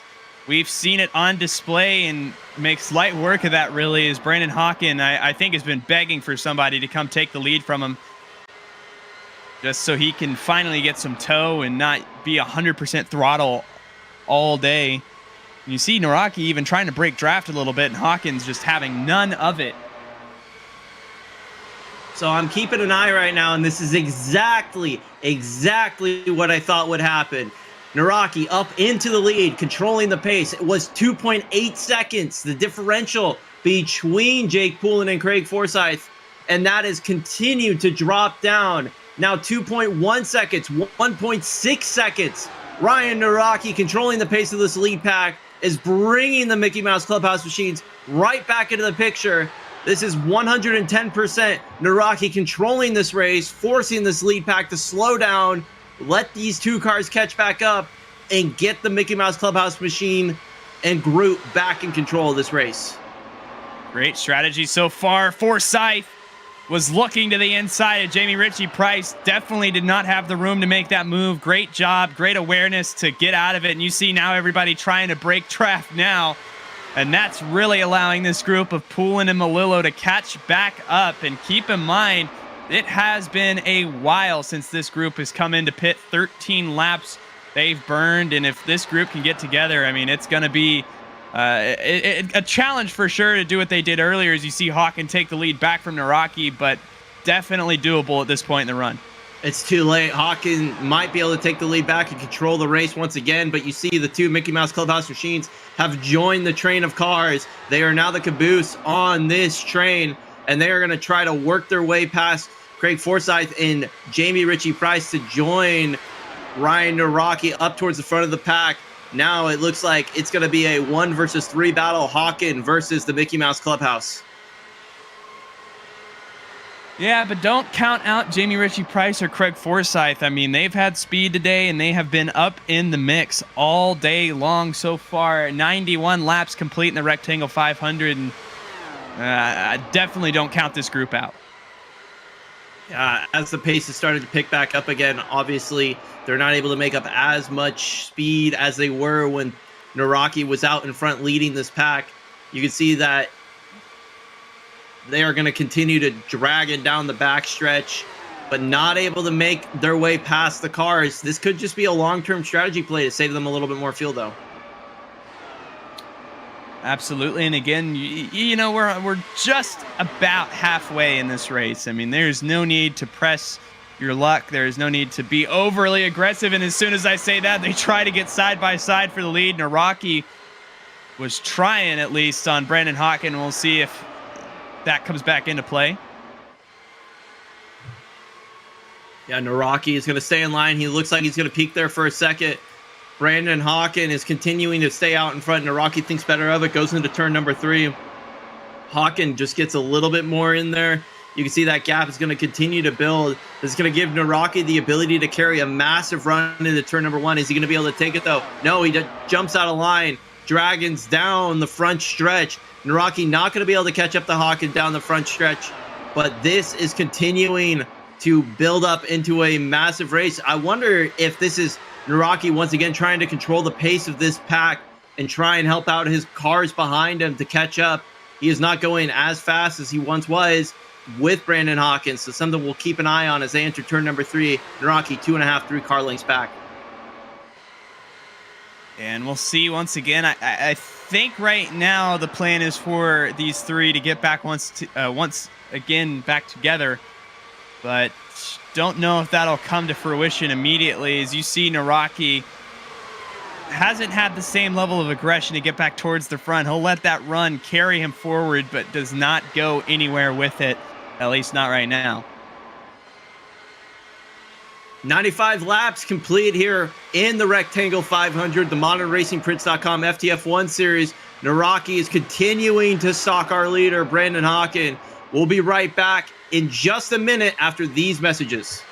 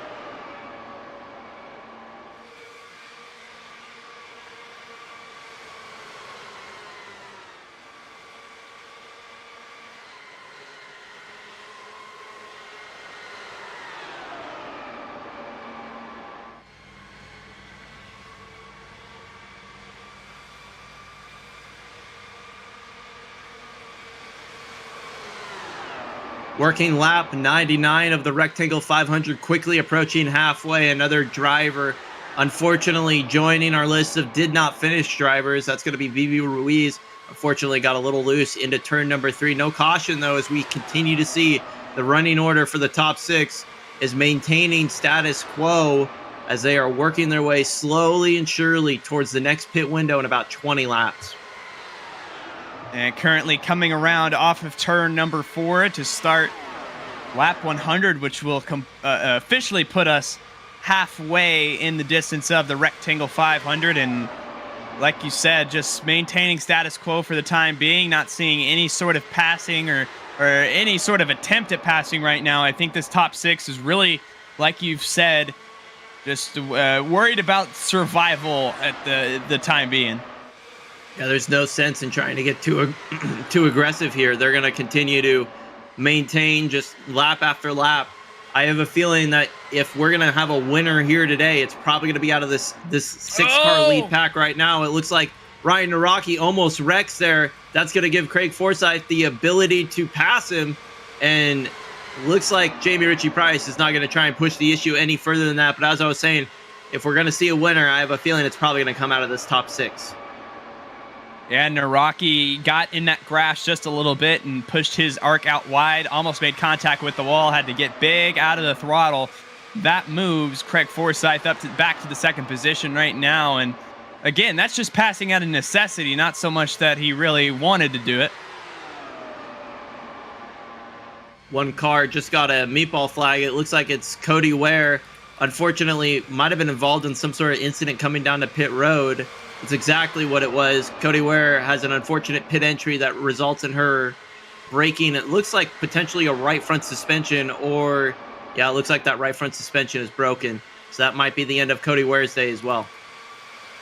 Here comes Brandon Hawken. Craig Forsyth was able to get the lead for just a second, but down the backstretch, and Brandon Hawken going to take it right back. Not wanting to get out of that throttle and lose that momentum. We'll see if Forsyth will try to get the crossover train back going. Looks like he will, down to the inside. This time by Forsyth leads Rectangle 500, lap 102. Move Craig Forsyth to the top of the board. It's a little bit of back and forth right now between Brandon Hawken and Forsyth. Are they going to continue to do that, or is Hawken going to stay behind and try to conserve a little bit of fuel? Hawken been leading this pack for so long. Just kidding. Looks like Ryan Naraki almost went down to go past Hawken. Oh my goodness, Forsyth loses it, but catches it through turn number 3. That's going to slow this pack down significantly, but a near wreck almost happened once again. Forsyth is able to keep it together. Naraki, they go 3 wide for the lead into turn number 1, put Naraki to the top of the board. Forsyth backs out of it, and so does Naraki. Brandon Hawken back to the point. Close call there. You know, we haven't been able to see double wide successfully very often, much less 3 wide. And you'll see Jake Poulin coming off the pit lane there. He'll become the last car on the lead lap. Maybe not even on the lead lap for very long as they go into turn number 3. Hawken wants to get by Jake Poulin here, but I don't know if Poulin will let him. That is absolutely crazy. We didn't catch it, but Jake Poulin comes down pit road, gets service. No major issues. It looks like it was a scheduled stop. Move Ryan Naraki up the middle. Oh my goodness gracious, Naraki somehow manages to make it work. On the outside, gets a little bit loose, but keeps him underneath him. Those 2 cars battling in extreme loose conditions, something that you don't want to see from your 2 front leaders. Such a close call there. Here comes Ryan Naraki back down to the inside of Brandon Hawken, and he is going to wisely back out of it. We've seen lots of back and forth for the lead. A much different pace going on than what we've seen for the last 20 or 30 laps, with this group being content with riding around. And Brandon Hawken looks like he'll have a moment to breathe, as Ryan Naraki won't be able to get back to the inside of him here, I don't think. Looks like it's going to be single file this time through turn number 1. First time in a while, I feel like that we've seen single file action through turn number 1. But Justin Malillo, somehow, it looks like he had some sort of issue through turn 1, loses some pace behind Jamie Ritchie Price. But Jake Poulin, on that heavier fuel load, is going to continue to lose spots, and it's going to continue to stay 1 lap down, hoping that a caution doesn't come out before he's able to cycle back out. And again, Jake Poulin, I think, has been able to slot himself right in front of the Justin Malillo machine, and Malillo's actually going to slot in. Poulin might have caught the wall off of corner exit last time by. He had to get out of the throttle, but he didn't quite catch the wall there. Yeah, that was a very, very concerning point there. It almost resulted in the end of Poulin's race. He got out of the throttle, was able to keep it underneath him, but he has fallen to the back of this lead pack. And now it looks like this 6-car battle is going to continue to carry on, maybe make it 5 cars. Poulin cannot keep the same pace the lighter cars in front of him have. Absolutely. Naraki with a run down the front straightaway here, completing lap 108. Doesn't go anywhere with that run. Here comes Craig Forsyth. Was thinking about it. Justin Malillo made a move down to the inside, running P4 right now, but thought better of it. Forsyth starting to get a little impatient, though, running in P3 right now. Yeah, Forsyth wants to get back to the front. You saw that he was there. Brandon Hawken announces he's going to come down pit road this time by. So expect Hawken to come down. Will anyone else join him? Or will he be a lone soul coming down pit road? We'll find out right here in 1 second. Hawken pulls down to pit road by himself. No help. We'll see where he rejoins into the pack. But move Naraki to the top of the board. Forsyth moves to the inside. Move Forsyth to the top of the board. Lap traffic ahead. That is Owen DeGroot. How is he going to affect this lead battle? We'll see how these leaders try to negotiate the lap traffic here. Forsyth down to the inside. Naraki using that toe of DeGroot to his advantage. He was thinking about going to the inside of Forsyth. Didn't quite stick through with it. Justin Malillo moves into the 3rd position. Jamie Ritchie Price as well. DeGroot tags the wall just a little bit, but now only 4 cars remain in the lead pack. Right now, it looks like Hawken is making his way off of pit road through turn number 1, turn number 2. He might have gotten a good time through pit road. It looks like he has. He's going to be able to come out just in front of these leaders, but with no toe from ahead, he is going to quickly get swallowed up by these freight train of IRL1 cars. As they go down the backstretch, you see Hawken right there. Couple of cars, but they are battling, not able to negotiate themselves and quickly catch Hawken. And Hawkins struggling not to go a lap down here with no draft help around him. Craig Forsyth as they come down the front stretch. Once again, big run coming from Ryan Naraki. He's going to dip that number 23 down to the inside. They're side by side for the lead as they go through 1. Naraki makes it stick, but it gets a little bit sketchy through turn number 1. Malillo and Forsyth just inches between their front wing and rear wheels. They make it work. Forsyth looking to make a move on Naraki here. Not going to be able to get there in time. Naraki looking to get underneath Hawken. Not able to get there in time. Forsyth looking to capitalize. Naraki looking to capitalize. Hawken looking to stay on the lead lap. Naraki very skittish as he is now going to come down the pit lane. Got to be careful not to block up those tires, and he does a fair amount there, but he again will be the only one coming down the pit lane, just as Brandon Hawken was a few laps ago.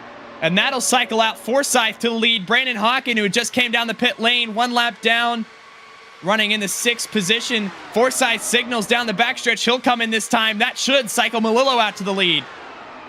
It will cycle Malillo out to the lead unless Malillo joins him. It's been a little bit of a weird... Malillo is also going to come down pit road. A weird pit cycle for the Mickey Mouse Clubhouse Machines. Jamie Ritchie Price also joining. Going to be a pit party here as they come down pit road. Everyone able to get down to speed. Just barely. No black flags for any speeding on pit road penalties.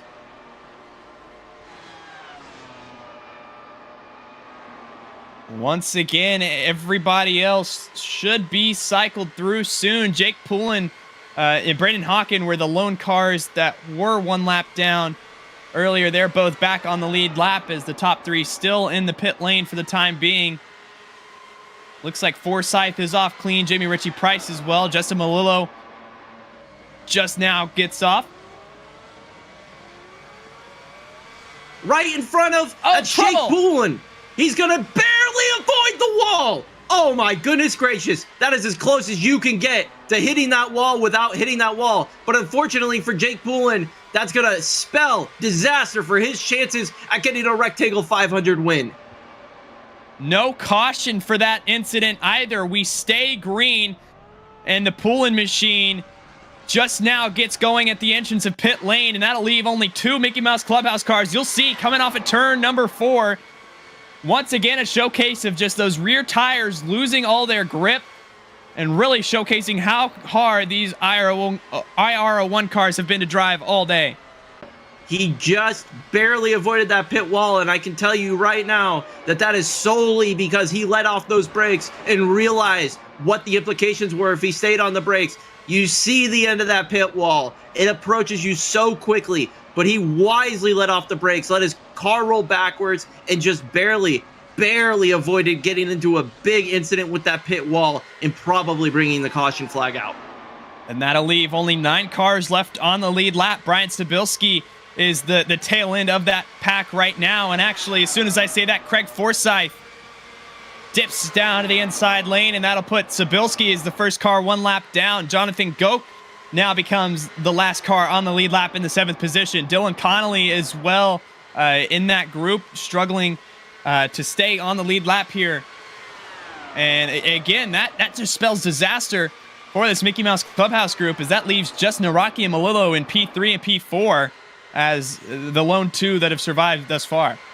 And now, fortunately for them, Jake Poulin didn't have a race-ending incident there. So while he may not be a part of this battle for the win, potentially at the end of all of this, he will still be able to participate in this race and can continue to be a part of their antics. They may have 2 cars on the lead lap, but they still have 3 cars in this race. One small note, looks like Seth Eggert had an unsafe pit exit penalty, had to come down for a stop-and-go pit stop, and he is going to be listed as 1 lap down at the moment as well. And a tough break. 3 cars currently run 1 lap down. That's Brian Sabilski, the aforementioned Seth Eggert, and Jake Poulin as well. And Owen DeGroot runs 2 laps down in the 11th position. Right now, everybody else, I think, we'll see what we saw similar to right around before halfway, where we saw everybody just kind of content with riding around for the time being. And I don't expect much urgency out of the Forsyth, Hawken, Naraki, or Malillo machines for the time being. Yeah, we saw that Poulin was just kind of on the edge of control all race long. It finally bit him, but just barely he was able to avoid getting involved in a bigger incident. But that's something just, why was he on the edge of control so much? Did he not have a grip on the car? Or was he doing something different with how he was driving the car? As we see Brandon Hawken makes a pass for the lead underneath Forsyth, move Brandon Hawken back to the top of the board. Forsyth moves back to 2nd place. Oh my goodness, and it almost hits the wall off of corner exit of turn number 1. Yeah, Forsyth got close there, but does a fantastic job of keeping his foot in the throttle and keeping that momentum up. Ryan Naraki with a run as they come down the backstretch. He's not going to go anywhere with it for right now. And we will retain Brandon Hawken, Craig Forsyth, Ryan Naraki, 1, 2, 3. But even Brandon Hawken is starting to struggle with the handling of this car for the time being. I mean, got to be so careful not to overstep the boundaries, as we've seen so many times today. They cross the line. We're complete. Lap 119 here in the Rectangle 500. Yeah, right now working lap 119, and somehow, some way, they have not caused a bigger incident up at the front. A lot of dodging and diving through turns 3 and turns 1, but these guys are managing to keep the cars underneath them and carrying the speed that it's unbelievable. 250 miles per hour. Oh my goodness gracious, they're getting closer and closer to that wall. I'm very concerned that our next caution is going to be caused by a car catching the outside wall off the corner exit. And weaving around like this is not fun, even when it's at highway speed or 40 or 50 miles per hour, much less speeds of over 240 miles per hour. And I think it's really a testament to how well designed these cars are. And I think it's a great testament to how good these drivers are at the front of this field.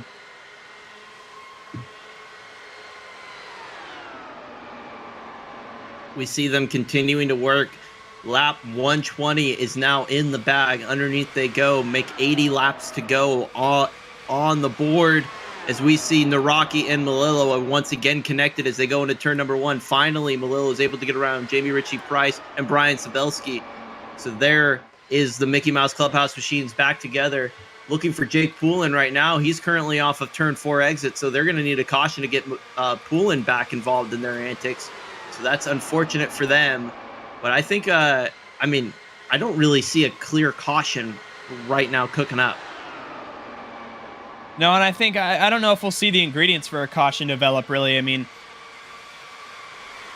Most likely, looking around the racetrack right now, it'd be somewhere in that top 5, and I think even that would just be a misjudgment of sorts, where maybe it's somebody following too closely and you're not really anticipating the run you're going to get. Maybe you see a car clip the grass, something like that. But, nothing's really going to form with how many cars we have on track right now. I think it will be more of a sporadic type incident where it's going to be a rogue mistake or something of that sort that'll end somebody's day.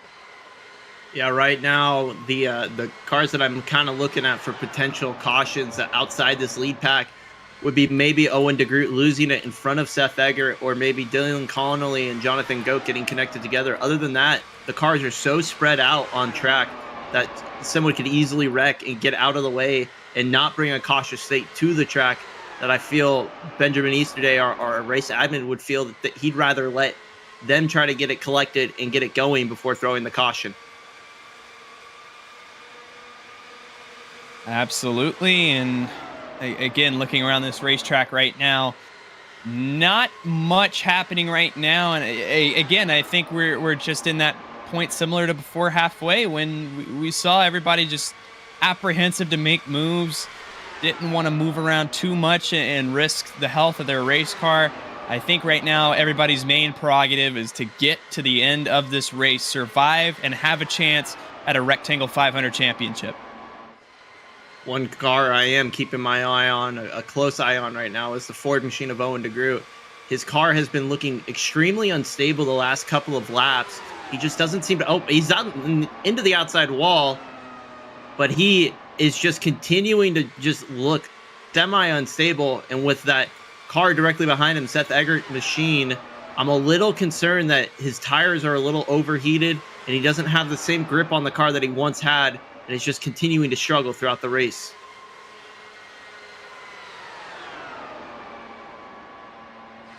And you see right there off of turn number 4, Eggert able to get around DeGroot, and again, speeds of almost 260 miles per hour at the end of these straightaways. Right now, that's not for position, but oh my goodness gracious, DeGroot is battling a significant loose condition on that vehicle. Keeping an eye on that one. We'll make sure that doesn't happen on our watch. If he does lose it, we'll call it out. But that is one of those cars that I just think might be dealing with some ongoing damage from earlier incidents that just is causing that car to be not the car that it once was. Yeah, and any sort of damage can hamper your race. These cars are so sensitive when it comes to downforce and aero. The front wing, the rear wing, even the side pod, the rear diffuser, all of that is very sensitive. Any sort of damage can really hamper your speed, especially on a track as high speed as the Indianapolis Motor Speedway. Jonathan Goak and Dylan Connolly are our other drivers that are on the lead lap. They are right next to each other, so they're not losing a ton of time. Dylan Connolly actually got a little loose into turn number 3 and turn number 4 last time, so he waved Jonathan Goak around. Not an intense battle, but we're keeping an eye on the battles on track right now and just seeing if anything's happening. The battle for the lucky dog would be Sabelski and Eggert, but Sabelski is part of that lead pack, so very, very comfortably in a good position as long as no one else goes a lap down. Those are the battles right now on track. Yeah, again, a very tame version of the Rectangle 500 at the moment. At least in these last 20 or 30 laps, maybe not so the first 100 laps. Yeah, I would say that the first 100 laps were certainly wild. Definitely a very attrition-full race. Just something that you got to keep an eye on is just managing your race here. And I think those that are still out on track have either learned the lesson of managing the race or have been in charge of their own race, managing it from the very beginning. And that's just, I mean, those who are out there have a grip on the car, and those who are out, well, they got involved in other people's incidents, or they just didn't have the time to quite get into that motion of the race to kind of just relax and hit lap after lap after lap. Absolutely. And coming around, start lap 130 here, Brandon Hawken just been class of the field so far today. I mean, we had a brief period of time where the Mickey Mouse Clubhouse machine were out front, and it looked like they were going to have control of the day, but Hawken was able to thwart that.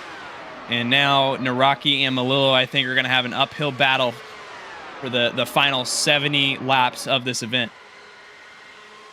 It's interesting how the battle between Forsyth and Hawken has chilled out for the most part. Seems like they kind of ebb and flow on those battles of when they want to go out there and lead those laps. But right now, as it stands, it's Malillo and Naraki that are the ones kind of stalking from that Mickey Mouse Clubhouse group. Curious to see when they decide that they're going to go ahead and get rolling. But we have 70 laps to go, working lap 130. We're going to go ahead and take a break from the ModernRacingPrince.com, FTF1 Series, and the Rectangle 500. We'll see you in just a few moments.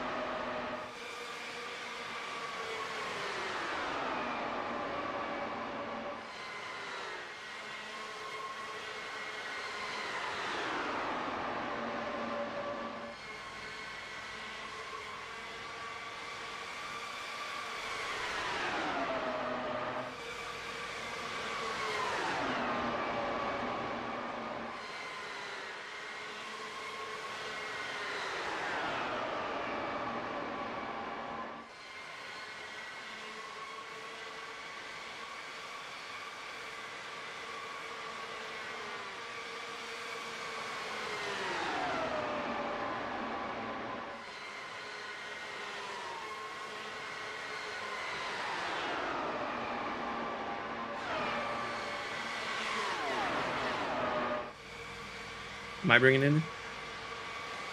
Welcome back to the ModernRacingPrince.com FTF1 Series. We saw a little bit of action underneath that most recent break. It looks like Malillo was able to make his way around Naraki. Might have been a planned change, but Malillo was almost looking like he was going to go for second place, but thought better of it as we continue to work our way forward.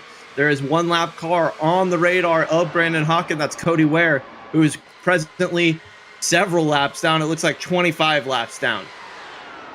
Yeah, she's had a rough go of it today. Brandon Hawken, though, has been fighting off Craig Forsyth, Justin Malillo, and again, Justin Malillo and this entire Mickey Mouse Clubhouse racing group, him and Ryan Naraki, have been increasingly more urgent, increasingly more aggressive, trying to move their way up inside of this mini pack. And we'll see as this group comes off at turn number 2 if Malillo makes that move. They have caught that lap down car of Cody Ware. Where will she go? She's going to go to the high side. It's going to be a little bit tight off of corner exit. Oh, Forsyth barely able to get it under control, but this is not a great time for them to catch him, as Naraki is now the odd one out with the lap car on the outside. Cody Ware going to go down to the bottom, but it is a high-speed game of dancing. I'd say dancing. You know what? They're dancing around the lap cars.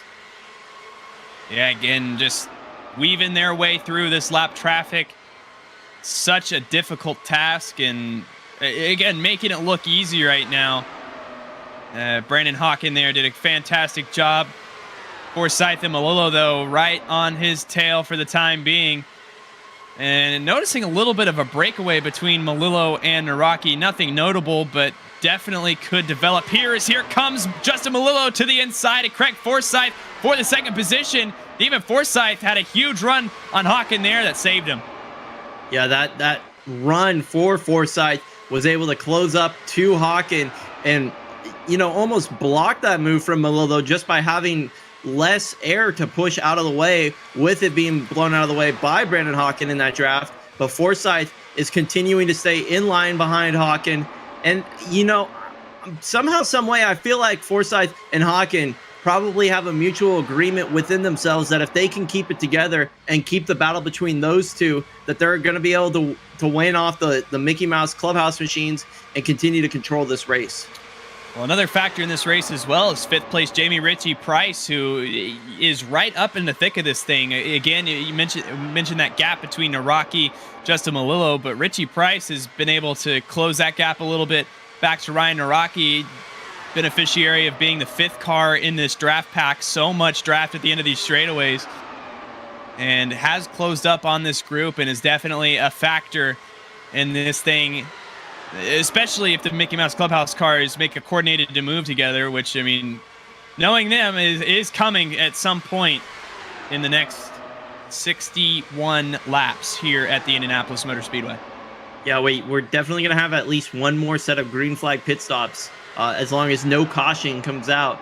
But pit stops are going to be something that we're going to start looking at. And as soon as I say that, Brandon Hawken announces he's going to come down pit road this time by. So pit stops, green flag stops, going to be once again on the menu here at the Rectangle 500. Something we didn't think we'd see in the first half of the race has now been the norm in the second half. Absolutely, and we'll see if this is a clean stop and if anybody decides to go with him. No, just like last time, Brandon Hawken solo trip down the pit lane, and now Justin Melillo has the opportunity to control this pack if he so chooses to make a move down the backstretch. On board now with Justin Melillo here. Yeah, Justin Melillo is going to be right behind Forsyth. He's going to dip out of line. Justin Melillo, Forsyth, side by side, rapidly approaching turn number 3. Naraki going to join behind Melillo. Forsyth about a lane up. Naraki going to peek underneath. Not going to get there, but Naraki looking to make the same move around Forsyth and continue to control this race. Naraki going to go in behind Melillo. Melillo goes up high to block Forsyth. Move Naraki to the top of the board. Coordinated effort between the Mickey Mouse machines. Yeah, great move, and not necessarily to block Forsyth, I don't think, but just to get out of the way and not impede Ryan Naraki. Fantastic communication there, and now cycle both of these Mickey Mouse Clubhouse machines to the lead. Here comes Melillo once again, side by side. Can they catch Brandon Hawken and try to trap him one lap down, perhaps? As they are working together, they're going to continue to gap up closer and closer to Brandon Hawken. Hawken is able to get it sorted. One thing I don't like about that whole exchange, oh my goodness, is there's almost contact between Naraki and Melillo. They were able to avoid it at the very last second, but I don't like the amount of back and forth that they were doing. I felt like that slowed them down when they needed to have the fastest laps possible in order to try and close up that gap to Hawken and make sure that it was an easier pass at the end of the day. Absolutely, and I think it's a great display of what having a teammate up here to help you can do, especially when you're in a voice channel and you have constant communication between the two of you. It really opens up all your pathways. As here goes Naraki. Doesn't have to move down to the inside. Brandon Hawken just wisely gets out of the way. He'll live to fight another day here at the Rectangle 500. Gets very close between Melillo and Hawken. That is about as close as you can get without any sort of major incident. Forsyth is going to have to wait until after this corner to try and make a move on Hawken. Forsyth, much faster, is able to easily pull beneath Hawken and is going to be able to get right by him, almost able to make his way all the way up to Naraki, but not able to this time. And it looks like Hawken is going to continue to fall back with that heavier fuel load. Jamie Ritchie Price working on the inside of Hawken right now. And I think what you're seeing out of these two front runners in Melillo and Naraki is that they're trying to put a little bit of a gap between themselves and Brandon Hawken, again, who was the leader before this cycle of pit stops happened. And I think, they want to be in a position where they don't have to cycle back into the second and third positions. I think they want to take this lead for themselves. as we see them continue to work their way down the back stretch. They go into turn number 3 very, very fast.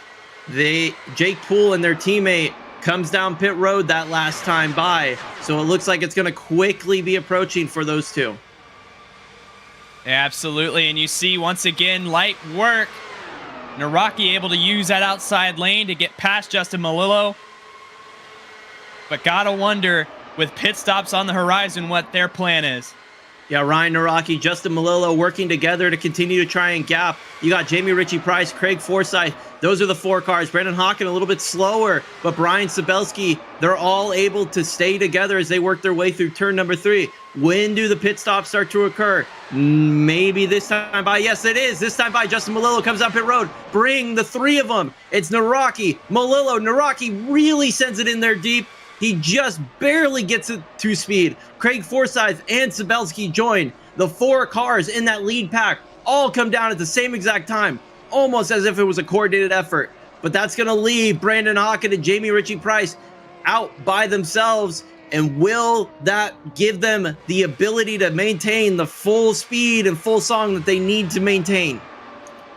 On the contrary, it was not coordinated, and it was great awareness from Craig Forsyth that allowed him to come down the pit lane at the last second. Here comes leader Jamie Ritchie Price. And that should cycle out Brandon Hawken to the lead, but it's still going to be a battle between Hawken and Naraki and Malillo here. I don't think Hawken is going to be able to maintain the lead. This isn't as staggered as it once was the last few times. You see the Mickey Mouse Clubhouse machines are going to be able to pull out in front of Hawken. Hawken has a bit of a run here and might be able to get around Forsyth, but I don't think Hawken is going to be able to make an easy pass on the 2 Mickey Mouse Clubhouse machines.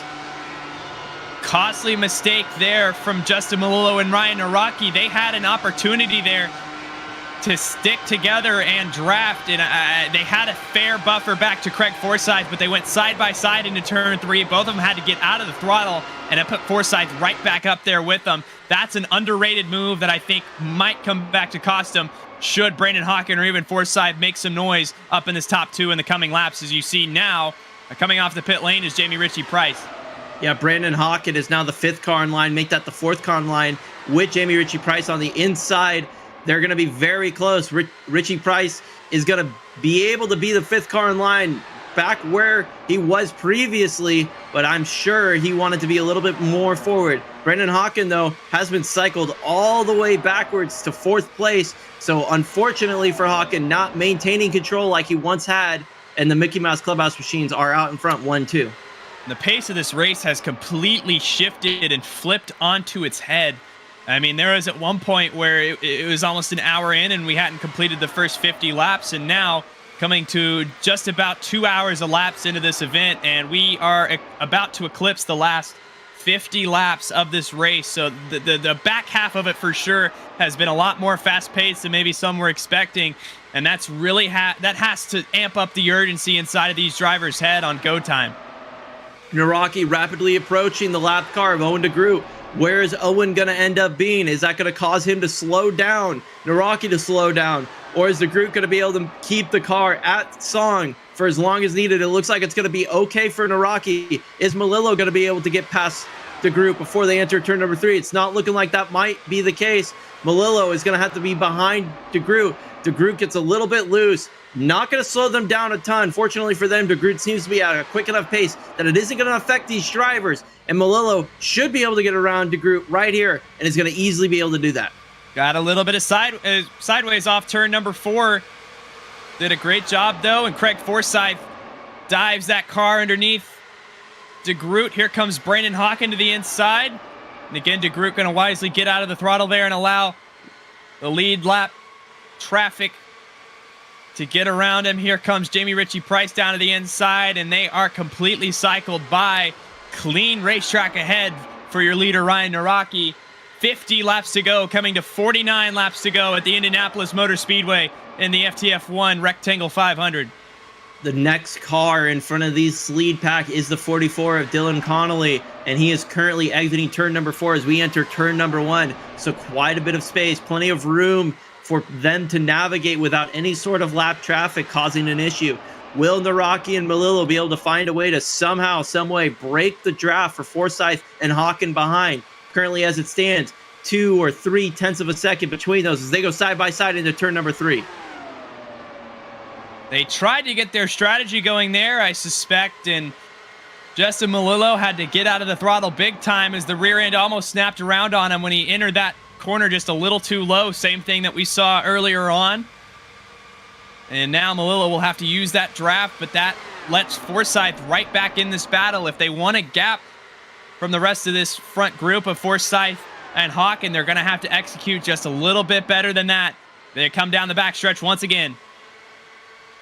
Single file down the backstretch. Not going to be able to make a move this time. Melillo closes the gap to Naraki. But the coordinated effort between these two is going to have to be absolutely perfect if they intend to try and do any gapping of the cars behind them. And that is something that I don't think is currently on the table, as Melillo's car looks very out of shape off of turn exit. And that's going to give Forsyth the ability to make a move to the inside and get around Melillo. Melillo now forced to go to the unpreferred groove through turn 1. He's going to lose plenty of time to his friend and teammate Naraki, as Forsyth is going to look to try and get the lead of this race. A little bit of draft breaking as they go down the backstretch. Here comes Justin Melillo once again. Forsyth had that second position for just a second, and it looks like Justin Melillo will once again retake it. Brandon Hawken, currently in 4th, looking ahead at this battle, gets out of the throttle, and I think he is just biding his time, waiting for these leaders to make one little mistake to put him right back in it. And one of the things that I saw that was very interesting about that lead battle, or that second place battle, was Naraki, very aware of what was happening in his surroundings. Noticed Melillo goes to the inside of Forsyth down the front stretch and pulls down to allow Melillo to catch up into turn number 3. And interesting around this racetrack right now, again, Hawken and Jamie Ritchie Price are all in this battle as well. I think Naraki and Melillo are trying to use this draft to carry their momentum and propel them forward, but Forsyth is just a little too close for him to break away. It's going to require, if at this point, I think it's going to require Forsyth to have some sort of loose condition that requires Hawken to lift and Forsyth to get it gathered up for those two cars to be able to break away. Not out of the question, but something that's it's gonna be a long shot for them to have happen.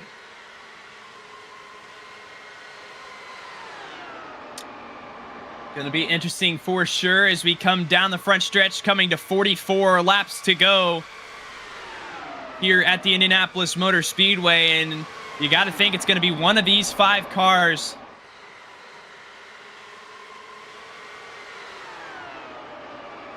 Yeah, as we see them working their way down onto the backstretch, I want to see what it's like to be on board with Hawken here. Just kind of get an idea as we see him going to turn number 3. Just listen. That car, he is having a little bit of trickery right now. I don't know if he's particularly trying to fuel save by getting out of the clutch, but I mean, listen to the revs here. That's fuel saving. That's 100% clutching and fuel saving. What you're hearing there is him putting the clutch all the way into fuel saving, and that makes sense, Caleb. He's been having to come down pit road earlier than the other drivers in this pack. He's probably trying to get right back onto the same strategy as these other drivers. And yeah, you can see the lights on the wheel as well. Everything pointing to Brandon Hawken with some strategy up his sleeve. Again, he's been the dominant car of the day, and I think finally that he's not in that position of leading this pack. He wants to set himself up for a little later in this race. Good forward thinking from the driver of the number 1 machine, current championship points leader, who's fighting for a lot more than just a Rectangle 500 win today. On board with the 42 of Forsyth here. See what his entry into turn number 3 is like. Much more normal. Actually, whoa, did you see that right there? He downshifted into 6th gear there for a second. I want to see if he does that again in 1 and 2. I'm curious to see if he is shifting, if that is something that he is trying. That's a bit different than I think I've seen anywhere else. He You'll is. see it once again. And again, traditionally, you would ride around this track in the 7th gear, but maybe wants to get a little quicker back into the throttle. You know, it's interesting to watch that. I don't like that, Caleb. I feel like that's wasting more fuel. Absolutely, it is. But I mean, if you're in that position of being in P3, you got to stick with these two teammates of Naraki and Malillo. I don't think you have an option. Yeah, that's definitely true. I feel like Hawken is losing a little bit of touch with Forsyth, but every time it seems like he does, he manages to close that gap. But he is definitely appearing to be very much just managing that gap in front of him.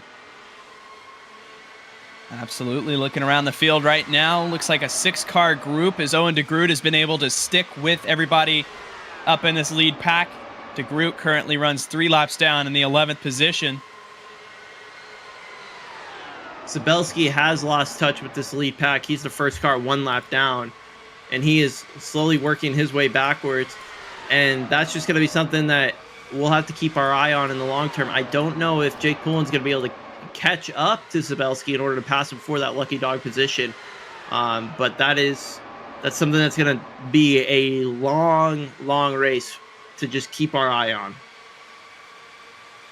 Going to be interesting as well with our decimated car count for the time being. I don't know about a caution right now because, you know, a caution I feel like would have to involve 2 or more cars for a significant enough amount of time for it to be a hazard to the other cars on the racetrack. And with, again, the lower amount of cars in the field here, I feel like it's going to take something big to draw a caution out if we were to get one. I know Ben is one of those admins that, just like myself, who likes to let a caution develop before throwing the yellow just to see if they're able to get it sorted. So definitely something that you probably won't see a yellow flag for a single car spin unless it is actively causing a cautious stay 20 cars around. And we've seen a couple of single car spins this most recent run. Actually, I think it was around the first 2 or 3 laps of the most recent restart that we saw a couple of single car spins that did not result in a yellow flag. So something to keep in mind. I think you're absolutely right. It's going to involve at least 2 cars or 1 car in the middle of the track. Absolutely. And looking around this racetrack right now, again, finding ourselves in that point of the race where you're just taking off laps, trying to survive, make it to the end. Justin Malillo is going to continue to be out in front, and he is going to continue to just burn a little bit more fuel than everyone else, moving the air out of the way. Naraki stays in line directly behind him. I think the games of trying to break, well, as soon as I say that, Naraki is going to go ahead and move up to the front. It's like they're listening to us on broadcast. Absolutely. And you see Forsyth right here, right on the tail end of Justin Malillo. And if you're Justin Malillo, the last thing you want is to allow Forsyth into this group. You want to control the pace of this lead pack. And right now they've done that master flay, but all it takes is one little slip up and all of that could change in an instant. It is certainly something that they're going to keep their eyes on and just trying to manage their fuel spend, their fuel strategy. Naraki officially leading that last lap. First time in a while that not Justin Malillo has led a lap. And Forsyth got a little bit high out of turn number 1 there, but he's no issues. Looks like he is just continuing to follow in line, not trying to push the issue just yet, just waiting for any mistakes to occur.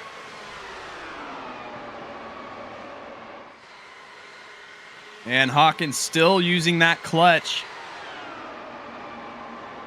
Gotta wonder what dividends that's going to pay at the end of this race in terms of fuel mileage compared to somebody like Ryan Naraki or Justin Malillo, who have been just constantly out front of this pack. On board here with Brandon Hawken looking out the front. This is a cool camera. It looks like this would be right on that front wing, and again, about as low as you're going to get to this racetrack. See him work his way through 3, and that just kind of gives you an idea of just how he's managing those gaps, that he's clutching in, making sure that he's saving a little bit of fuel. I think he realized just how much time he lost by having to go in a little bit earlier last time, and is trying to make up for all that fuel spend that he did on the last couple of runs by leading the pack. I think you're right there, Mendoza. I think that's exactly what's happening here. I think Melillo is trying to recover some of that he spent by being out front of this pack for so long. But I noticed speeds as well have continually started to drop here. Again, if you remember, here come Melillo and Naraki down. Coordinated effort between those two. Here comes Brandon Hawk into the lead, but that earlier was not called out at all on the radio. Yeah, trying to catch everybody else by surprise. But as I was saying, we've seen lap times go from, around those 37.7s about in the lead pack to they're running around 38.2s, 38.3s, somewhere in there. So it's gradual, but it's enough to be noticeable.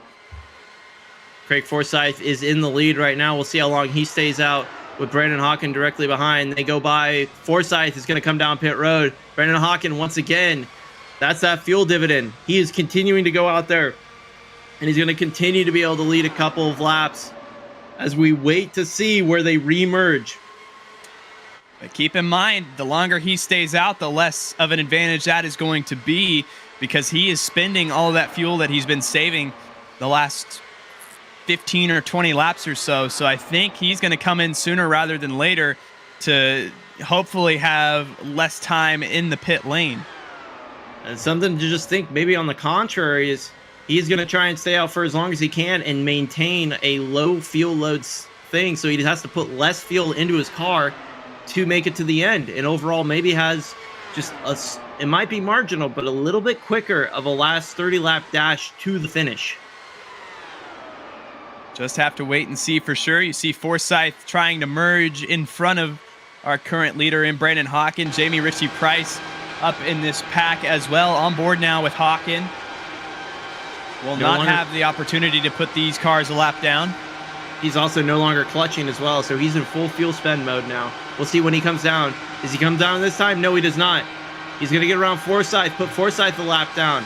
But those two cars in front, that's Naraki and Melillo, looks like they're going to be able to stay out in front. Are they going to be able to maintain that gap between Hawken and themselves, or is Hawken going to be able to pass him before Hawken has to come down pit road? It looks like that's going to be a chance for him to pass him, as it looks like Naraki got a little high off the corner exit. We'll see, as Hawken has caught the tail end of Justin Melillo. Will he have it on the front straightaway? Will he be able to use his momentum? He's going to try to get to the outside. A super close call between Hawken and Melillo. They're side by side. No drafting help for Brandon Hawken, your current leader, as they go side by side into one. Naraki is going to try to help out Melillo, not able to do much for him by moving the draft down. Hawken is going to quickly catch up to Naraki. Hawken is going to go outside, to the outside of Naraki, and put those two cars a lap down. But when will Hawken have to come down pit road? We saw that fuel saving strategy. He's currently on a light fuel load, putting out qualifying laps. When will Hawken come down? This time by maybe, maybe not, no. And he did a great job of getting around both Naraki and Melillo. And the longer he can stay out, the more urgent Naraki and Melillo are going to be in trying to get back by Brandon Hawken here. This is a really smart move by Hawken to try and stay out as long as possible and run on as low of a fuel load and have to refill his car as little as possible to maintain the minimum fuel load that he can. This is a really, really excellent display of why he is the points leader right now. Absolutely. And again, not only fighting for the Rectangle 500 championship here today, but for the ModernRacingPrince.com FTF1 championship. His main championship rival in Hamilton Akabueze withdrawn from the event tonight. So Hawken looks like he's going to have a fantastic night in terms of padding his points buffer tonight. Jamie Ritchie Price, I don't think has come in either yet. That's something we'll keep an eye on. He's been out for just as long as Hawken has. Jamie Ritchie Price is breaking up that Mickey Mouse Clubhouse pair, gets past Melillo finally.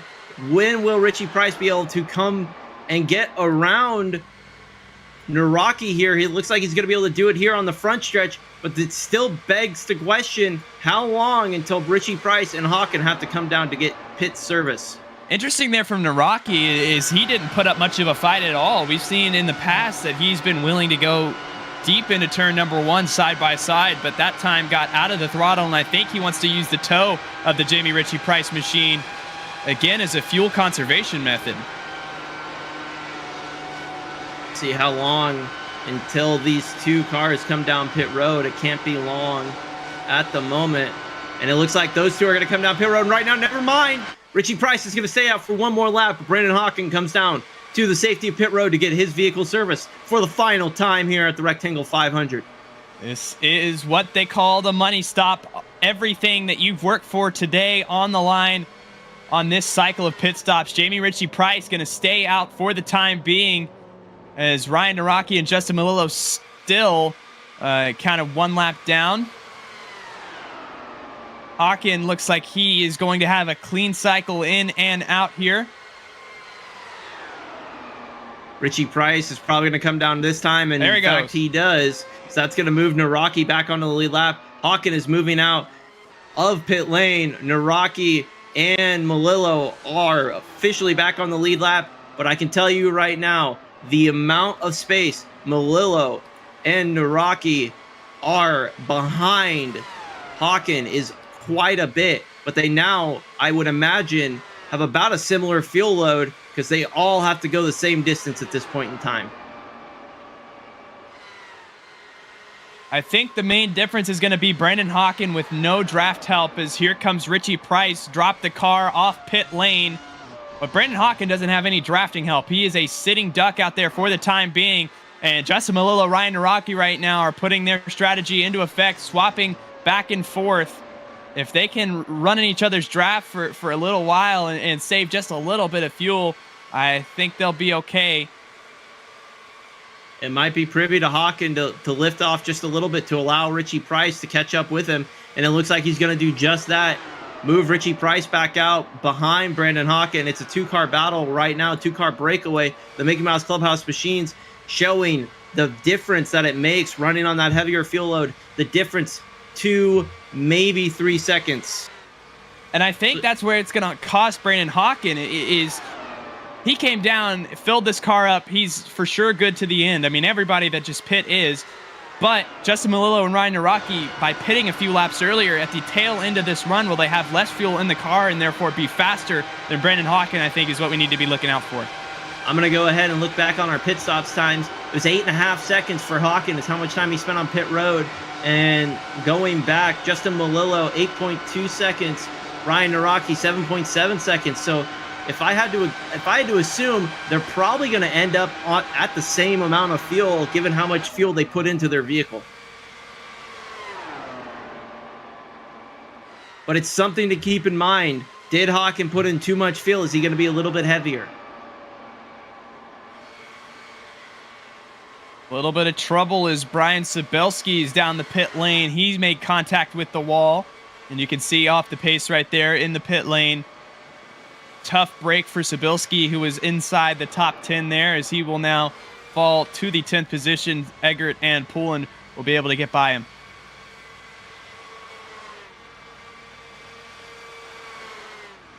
Dylan Connolly is currently your potential candidate for a lucky dog if a caution were to come out. 20 laps to go here in the Rectangle 500. I don't think that that's going to be something that we see. It's definitely possible. But right now, we're keeping our eye on Naraki and Melillo to see what they're going to be able to accomplish, as they seem to be doing a high-speed pair of dancing maneuvers in order to try and maximize draft potential and continuing to carry as much speed as possible. And I do believe that it is working. They've already cut a second off of that lead between Hawken and Melillo. We'll see if that's something that they're going to be able to keep and carry on. A pair of slingshots every lap. Whoa! Close call for Ryan Naraki. That car got big sideways in turn number 1 there. A very close call, but he keeps it straight. Justin Melillo now has the opportunity to try to slingshot back by him. And that is something that we're going to keep our eye on, because we saw it earlier in this race with Connor Harrington carrying a run like that into the corner. If you do it too much, it's very easy to lose the rear end of that vehicle and accidentally wreck. So that's something that they're going to have to be careful of and wary, is carrying too much speed into corners. Oh, man, that was so quick and so fast between those two swapping positions. And this group that we're watching in Naraki and Melillo is about to catch Sabilski. And we'll see if that has any effect. Right now, Brandon Hawken and Jamie Ritchie Price about 20 miles per hour slower mid-corner than this group of Melillo and Naraki. 18 laps here to go. I just don't know if they're going to be able to close the gap up quick enough. Right now, as it stands, it's about 4.1 seconds between that lead pack and them. And they are quicker by about a half a tenth last lap.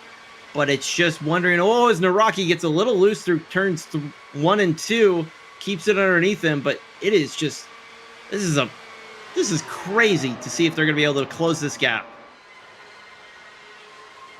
Definitely on pace to do so. And Jamie Ritchie Price, Brandon Hawken not at the same level of coordination as third and fourth place Justin Melillo, Ryan Naraki.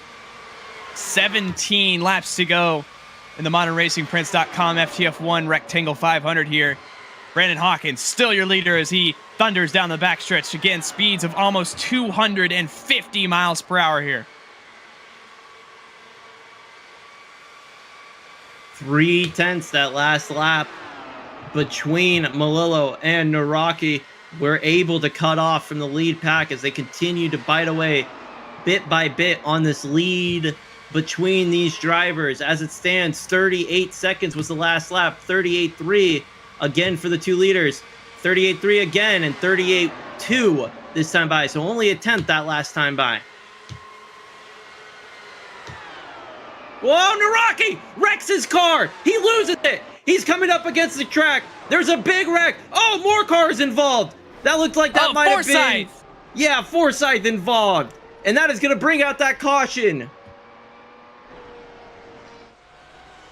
And that's how quickly it can change here in the Rectangle 500. Ryan Naraki, one of the contenders for this race, had it all lined up. It was a routine slingshot maneuver between he and Justin Melillo. And that car goes around like we've seen all day. Just back in, steps out on him, slams the inside wall, slides back up the racetrack, and nothing he can do. Clips Forsyth, and that's going to whittle our field down even more. Two very, very quick cars involved. We'll see Forsyth's on board here, and it's just unfortunate. Out of nowhere, gets him involved. And that's the end of his day right there. Forsyth and Naraki, both very quick drivers. Unfortunate for Naraki, just carried a little too much speed, lost it off of corner exit, tried to get it underneath, slid up back in front of the track, hits that outside wall, and just bounces and takes out Forsyth. Hard impact for Forsyth. And we'll have to wait and see here in regards to who's in contention for this. Obviously, Hawken and Jamie Ritchie Price, 1-2. Justin Melillo finds himself without any teammate help for the first time today, running P3. Jonathan Goke on the lead lap was biding his time, hoping for a caution, got just that, finds himself in the fourth position. Dylan Connolly, first car, 1 lap down, but he'll have the opportunity to get back on the lead lap here. Seth Eggert, Jake Poulin, Craig Forsyth, who was just involved, sitting in P8. Everybody behind him will unfortunately be out of contention for this race. And I'm looking back and I'm just thinking high pressure scenarios. What has Melillo been in before? US 500, I believe he finished second place in that race. So that is something that he is keeping his eye on, and he's just doing his best right now.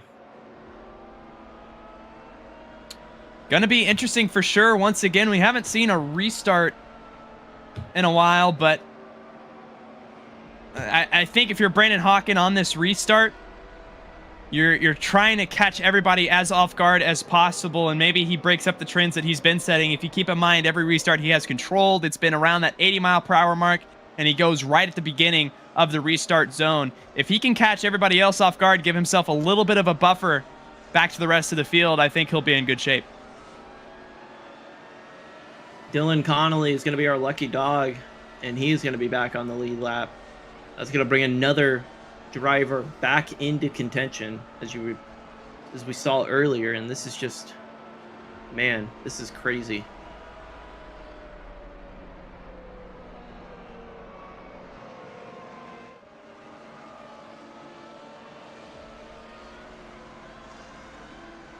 And again, this is going to be crunch time, 13 laps to go, and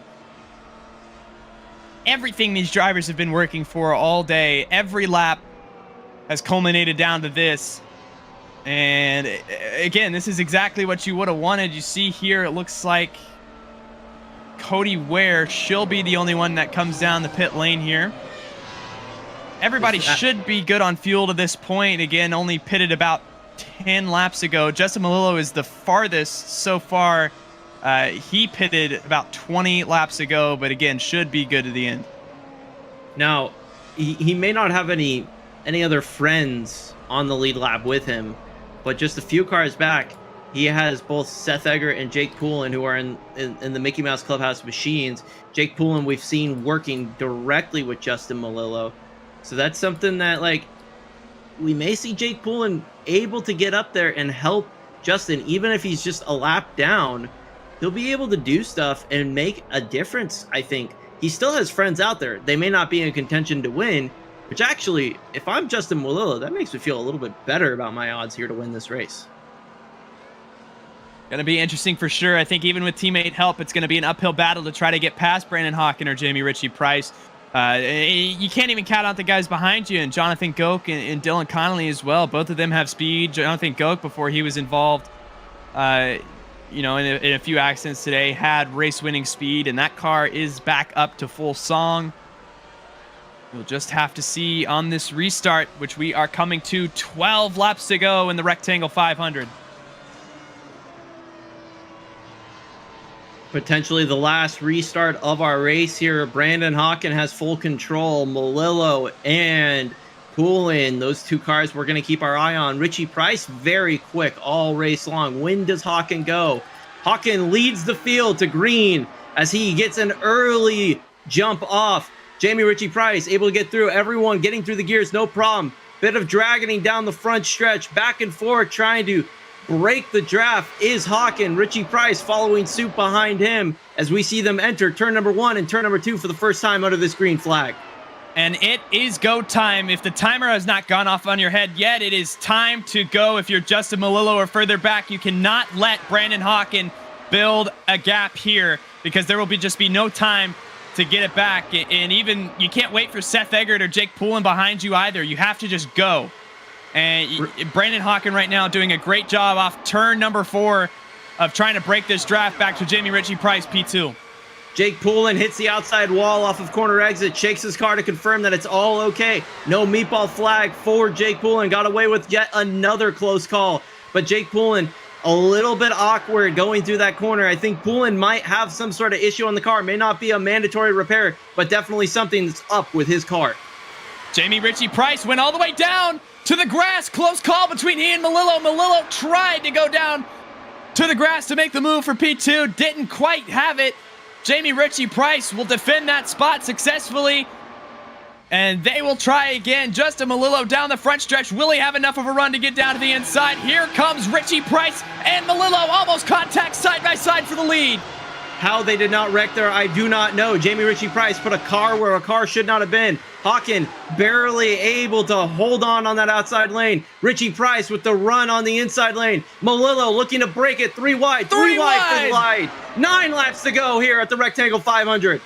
And again, Jonathan Goke in this battle as well. Justin Melillo has the lead. Here comes Brandon Hawken back down to the inside in turn number 4. Trying to get that run. I don't think he'll have it. Here comes Ritchie Price for P number 2. Richie Price with a massive run down the front stretch, goes underneath Melillo. Jonathan Goke wants to make it 3 wide, not able to do so. Melillo stuck on that outside lane through turns 1 and 2. Melillo able to get in line, put all the way to the front, Jamie Richie Price. First time he's been there today, and what better time than with 8 laps to go in the Rectangle 500. Jonathan Goke, he's down to the inside for the lead. Richie Price still weaving everywhere, trying to break the draft to no avail. Here comes Jonathan Goke. He now has the lead. Where did Jonathan Goke come from? It's felt like he was out of this race for so long, but somehow back in it. Jonathan Goke out in the lead. Jamie Richie Price to the inside, side by side across the line. Brandon Hawken with a massive run, almost breaks it 3 wide into turn number 1. He gets out of the throttle wisely with 7 laps to go. Could have ended his race right there, and he will live to fight another day. Richie Price all the way down to the grass. Maybe too much of a weave there, as that allows Goke to get back to the outside. They're side by side. Into turn number 3. Jake Poulin is on the tail end of this pack. Will he be able to work with his teammate and Justin Melillo? Not there yet, as Brandon Hawken works his way on the inside of Jamie Richie Price. Hawken looking to try and make his way around Jonathan Goke. There He's going to make it happen into turn number 1, and Melillo's going to follow suit. Weaving throughout this pack, Justin Melillo and Jonathan Goke still side by side. Brandon Hawken with a masterful move to get to the front, and he's accrued a big gap back to second place. Justin Melillo, here comes Richie Price. 3 wide for second place. Jake Poulin helping his teammate as best he can. It's a powder keg of cars. When will it explode? Are they going to be able to get back to the checkered flag without any further incident? At this moment, I'm going to have to say no. This is getting too intense.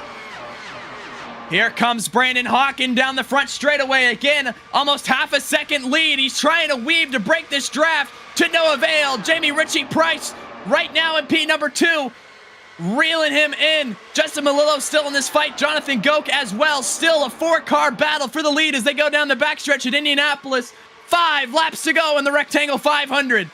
5 laps to go, and they are making the moves like it's 1 to go. Justin Melillo, Jamie Richie Price, Brandon Hawken, all underneath the curtain. Bring in Jonathan Goke at the end of this turn number 1 front stretch here. Will he be able to carry a massive run? They're 3 wide for the lead right now. They're going to make it happen. Are they going to be able to keep it all together? Oh, 1 into the outside wall. That's Brandon Hawken. Looks like he'll be okay for the time being. Justin Melillo with a 3 wide move. Forced Hawken all the way up there, but no problem for the number 1 machine. He gets back to the point. Jamie Richie Price to his outside. Justin Melillo, Jonathan Goke. All 4 cars under a blanket, coming to 3 laps to go in the Rectangle 500. I think off of turn number 2, Jonathan Goke gave Justin Melillo a bump draft. One of the most dangerous things you could do in these IRL1 cars. It is not something that you can get away with often. As we approach 3 laps to go, 3 wide into turn number 1. Is it going to work? They back out Justin Melillo side by side right now. Jamie Richie Price, Brandon Hawken. Hawken managed to get into the front.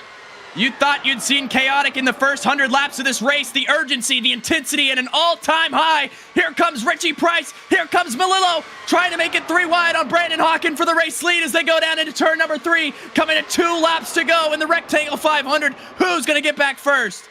Those moves get closer and closer every single time. Hawken managing to keep out in front. Jamie Richie Price just letting off just enough. But Melillo, he is there. When will he be able to get around these 2? Is he going to do it this time? No, he's not. Brandon Hawken continues to stay on that bottom side. He's going to slide up once again in front of Jamie Richie Price. He's going to continue to stay out in front. 2 laps to go here at Indianapolis. Side by side still for the penultimate time down the backstretch of the Indianapolis Motor Speedway. Justin Melillo looking for anywhere to put that car to no avail. There's just no room there right now. It's going to have to be a mistake, I think, from Jamie Richie Price or Brandon Hawken. Here they come out of turn number 4. Brandon Hawken is going to lead the field to the white flag in the FTF1 Rectangle 500. Unbelievable. Justin Melillo got in the back of Jamie Richie Price. They were able to keep it together. Bump drafting here at Indianapolis with IRL1. Are they going to be able to bring it back to the line? Justin Melillo looking to try and capture the win. Jamie Richie Price hot on the tail of Brandon Hawken as they go on the backstretch one more time. Down the backstretch for the final time. Richie Price to the outside as they go into turn number 3. Will he be able to make it stick? Will Justin Melillo be able to make a move? Oh, Hawken, the car's going to slip out from underneath them. They're 3 wide coming out of turn number 4. Justin Malillo is right there. Is he going to be able to make the pass? Jamie Ritchie Price out in front, drops down below. Justin Malillo to the outside with a run. Is Justin Malillo going to be able to get it? Oh my goodness! I think he does. Justin Malillo got it! By 9/1000ths of a second, Justin Malillo is the Rectangle 500 winner. I don't know how Justin Malillo just made that pass. 9/1000ths of a second. 200 laps of Indianapolis Motor Speedway racing came down to that finish right there. What a race. What a finish. That was the race of the year. I do not know how they managed to keep it together. They were bump drafting for the last 4 or 5 laps. The fact that they were able to keep it together till after the checkered flag is unbelievable. And Justin Malillo, a US 500 second place finish, is finally able to capture that checkered flag in one of these major events here for the FTF1 Series. So proud for him. That's exciting. He came over the radio and screamed in excitement. What a fantastic job. Won the Square 100 yesterday. Gets the Rectangle 500 today. And we didn't know if he was going to be able to do it without the teammate help up at the front after Naraki wrecked, but he qualms all doubts, comes home with the victory. Let's get a replay of that. I mean, wow. It was just so insane. He decided not to try and dive down onto Jamie Ritchie Price, just carries that momentum on the outside, a little bit of contact, and somehow, some way, they were able to keep it together. Hard, vicious wreck after the checkered flag, but doesn't matter. The scoring victory has happened already, and Justin Malillo is the winner. That was just an incredible set of turns. And you see it, I mean, I thought Brandon Hawken had it snapped around, and just how close it was there. It came down to Jamie Ritchie Price just being a sitting duck with no drafting help. Justin Malillo was able to use that draft. Once again, almost 3 wide right here. Malillo sits behind Ritchie Price for just a second. I think Ritchie Price just went a little too low trying to weave that draft, and it just gave Malillo the momentum he needed to win that race.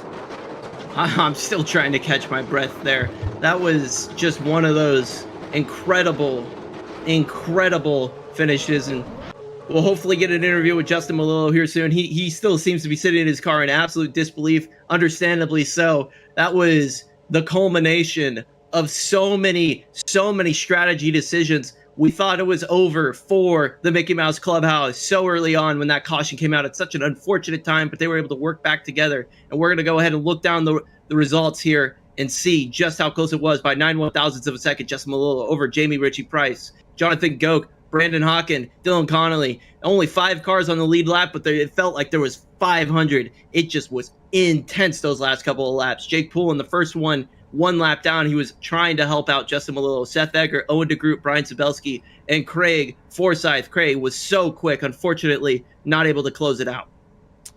Ryan Naraki going to finish in the 11th position after being the cause for what ended up being the final caution today. Cody Ware, she comes home with a hard-fought 12th place finish. BB Ruiz in the 13th position. Josh Stoltz, we saw in that almost big one earlier, comes home 14th. Ryan Pandisio in the 15th position. Michael Deitch in the 16th position.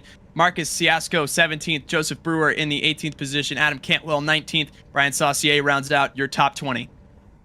And you'll see 21st through 28th here: Nicholas Pressey, Connor Harrington, Andrew Player, Matthew Brewer, Bill Cooley, Robert Lowry, Andrew Schulte, and Ben Goyette.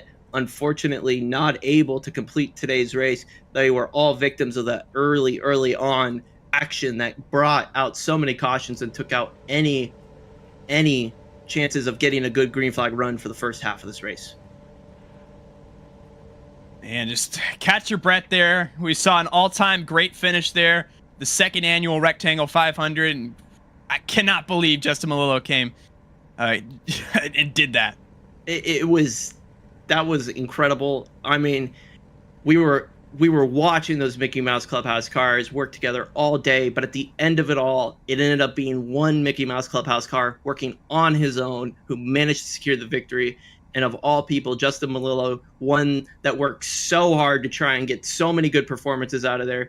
He's definitely been frustrated for the last couple of weeks. He's not been happy with how things have been just overall in sim racing. And let's go ahead and catch up with Justin Malillo Justin Melillo has finally gotten a chance to speak with us. Justin, how does it feel? Oh my God, I'm in disbelief right now.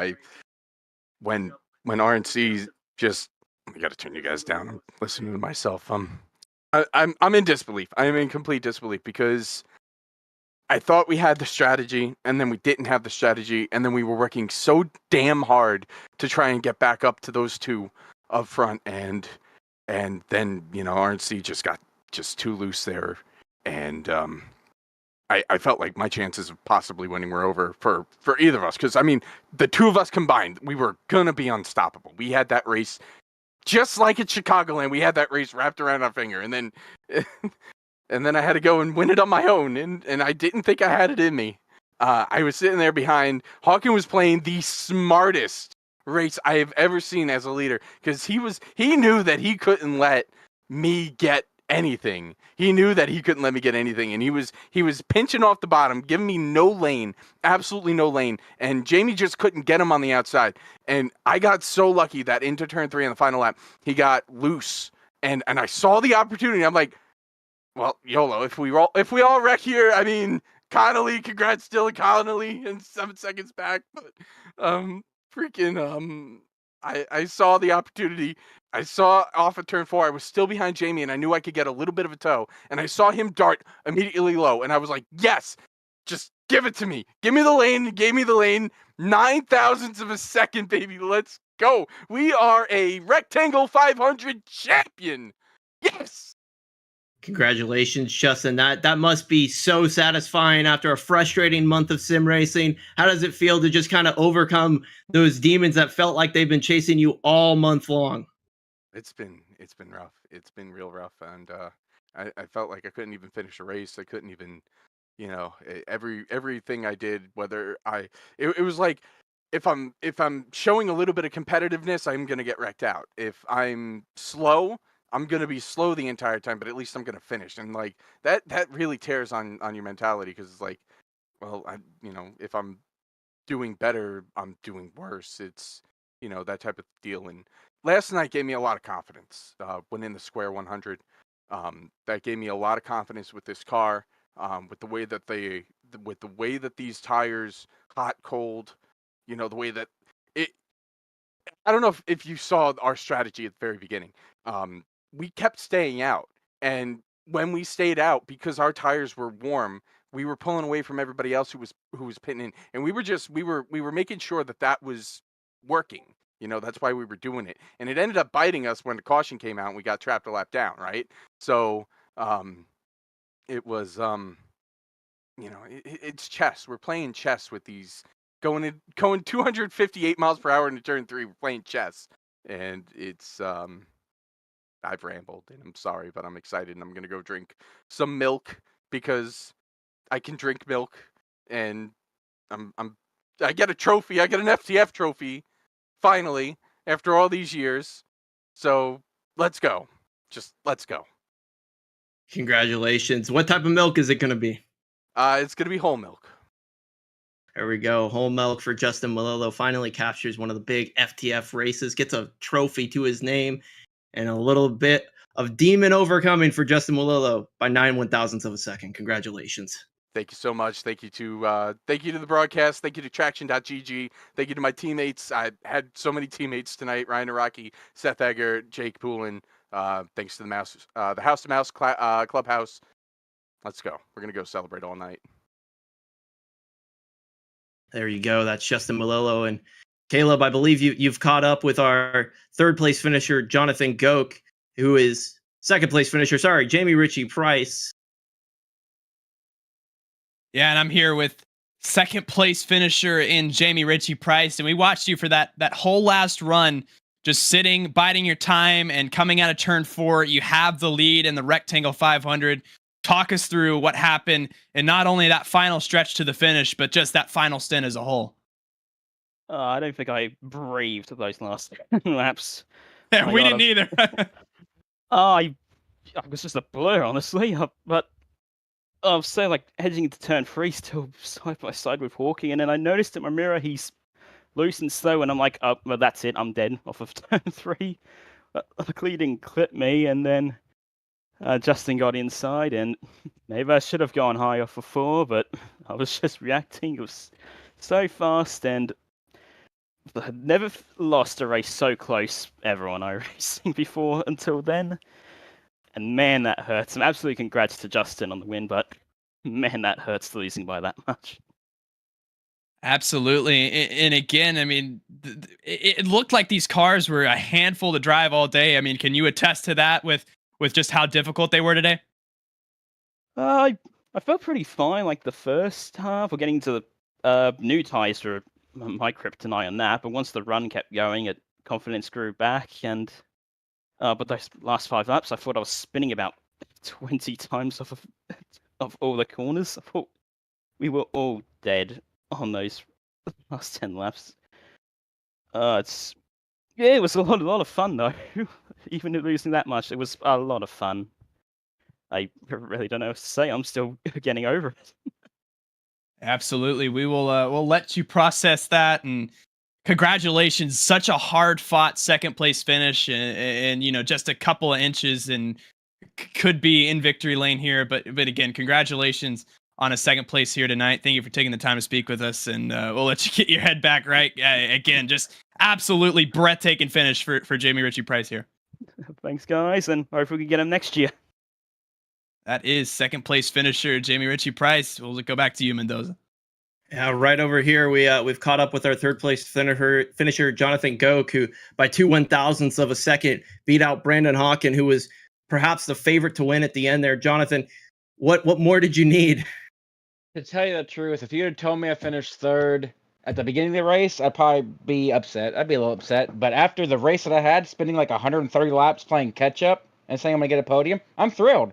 Like, first off, Justin, yes, you love seeing the nice guys win. I'm so happy for Justin. You could hear his interview. You could hear him on the chat. He was so happy. I'm so happy for him and the Mickey House crew. Good for him. I don't think he's gonna go to sleep. I don't know what's for dinner tonight. Oh, that's exciting for Justin indeed, but for you, I mean, you were playing catch up that whole entire time, just trying to stay focused. We were following along with that battle. What was your reaction, your honest reaction when you saw that caution come out with about 12 laps to go? I was shocked. I mean, I did the math. I'm like, okay, we got 2 guys up front, 2 guys catching them, and 2 more guys. I'm like, there's no chance. I mean, I'll just ride here, P6, I'll take it, all right. And then when it came out, I'm like, what? And then it was guys in front of me wrecked. I'm like, what? I'm like, you just ride, but I'll take it. I went from 6th to 3rd, so I was like, hey, we got a chance. Let's go. You led a couple of laps there at the end. Did you think for a second there that you might be able to hold off and continue to be in that lead, or were you just happy to be a part of the pack? I was just happy to be a part of the pack. I knew I couldn't keep it. I'm not a fan of the weave waving, so I just held my straight line, and I just tried to get it back behind those guys. I didn't want us to wreck. I wanted to start a finish, have a close finish. I was happy to get Brandon because, you know, Brandon is by far him and Hamilton are the best in this car, this series, in my opinion. And just coming home P3, barely beating him, I'll take it. Well, congratulations again on that third place, Jonathan. Super exciting 2/1000ths of a second between third and fourth, and a nice overcoming of some adversity throughout the race. Congratulations again, Jonathan. Thank you. I want to give a shout out to Seth and Brian for letting me fly the kicking the tires colors. It's kind of cool to be a part of a team, not just repping the old Air Force colors. Oh, there you go. Congratulations. Thanks, guys. So that was Jonathan Goke. That was our first, second, and third place finishers, and boy, what a race! I mean, it took me about 2-3 minutes to catch my breath after that finish. I was about to ask. I mean, we had a good bit there, and man, I don't even know if I have caught my breath, honestly. I mean, just what a finish, what a thrilling way to end the Rectangle 500 here. And I mean, after that first half, I didn't think we were going to finish with a car. I thought we were going to, you know, just run to the end off attrition, but I'm glad we had that to end it all. And congrats to Justin. I know he's worked so hard for this win, and he gets to focus. But, you know, even big picture, looking around, I mean, Brandon Hawken, yeah, he didn't come out of here with a win tonight, but still gets a great buffer, a great pad back to Hamilton Akabuize. And again, I think he is the favorite right now, but that's not what's important. Justin Malillo, what a win. What a way to win. And absolutely deserves every drop of milk that he drinks here later today. He's gonna enjoy that milk for sure. I'm still in complete disbelief that actually happened. I feel like for those last 5-6 laps, I was just waiting to call the wreck. I was like, this is gonna happen. We're gonna have a 2-car battle for 2 laps. It's just gonna rain on the parade. But man, I shouldn't have guessed those drivers. They are very talented. They managed to avoid any sort of major issues throughout that race. They had a handle on those cars. I can't believe they were bump drafting with these RL1 cars. That's just unbelievable that they were able to do that. So again, congratulations to Justin Malillo. That was just one heck of a win. Managed to follow that up with follow the US 500 second place finish up with a win here in the Rectangle 500 and secure a trophy and some probably very, very refreshing milk to drink. So that's exciting for him for sure. Yeah, and I mean, like he said, it's been kind of a drought for him, and I think what's even bigger is it shows the importance of last night in the Square 100. He was able to come away with a victory, and I think that gave him the confidence and the momentum to walk into Indy today and come out of it as a Rectangle 500 champion. Again, congratulations to Justin. I know how hard he's been working and how hard his crew's been working to put everything on. Behind the scenes as well, and it's great to see him rewarded by winning one of the biggest races on the FTF1 circuit, and he did that today. Yeah, absolutely. Well, that's going to wrap up coverage for us here at the second annual Rectangle 500. We'll be looking forward August 4th. The Grand Prix at the Glen is going to be the next race. That'll be round number 10. And that'll be our penultimate round for this FTF1 Series championship. Brandon Hawken continuing to pad his championship lead, but all eyes are on Justin Malillo and the Mickey Mouse Clubhouse as they secured victory here at the Rectangle 500. Thanks you again for Zach Johnson behind the controls, myself and Caleb. We are very thankful that you all joined us, and congratulations again to Justin Malillo.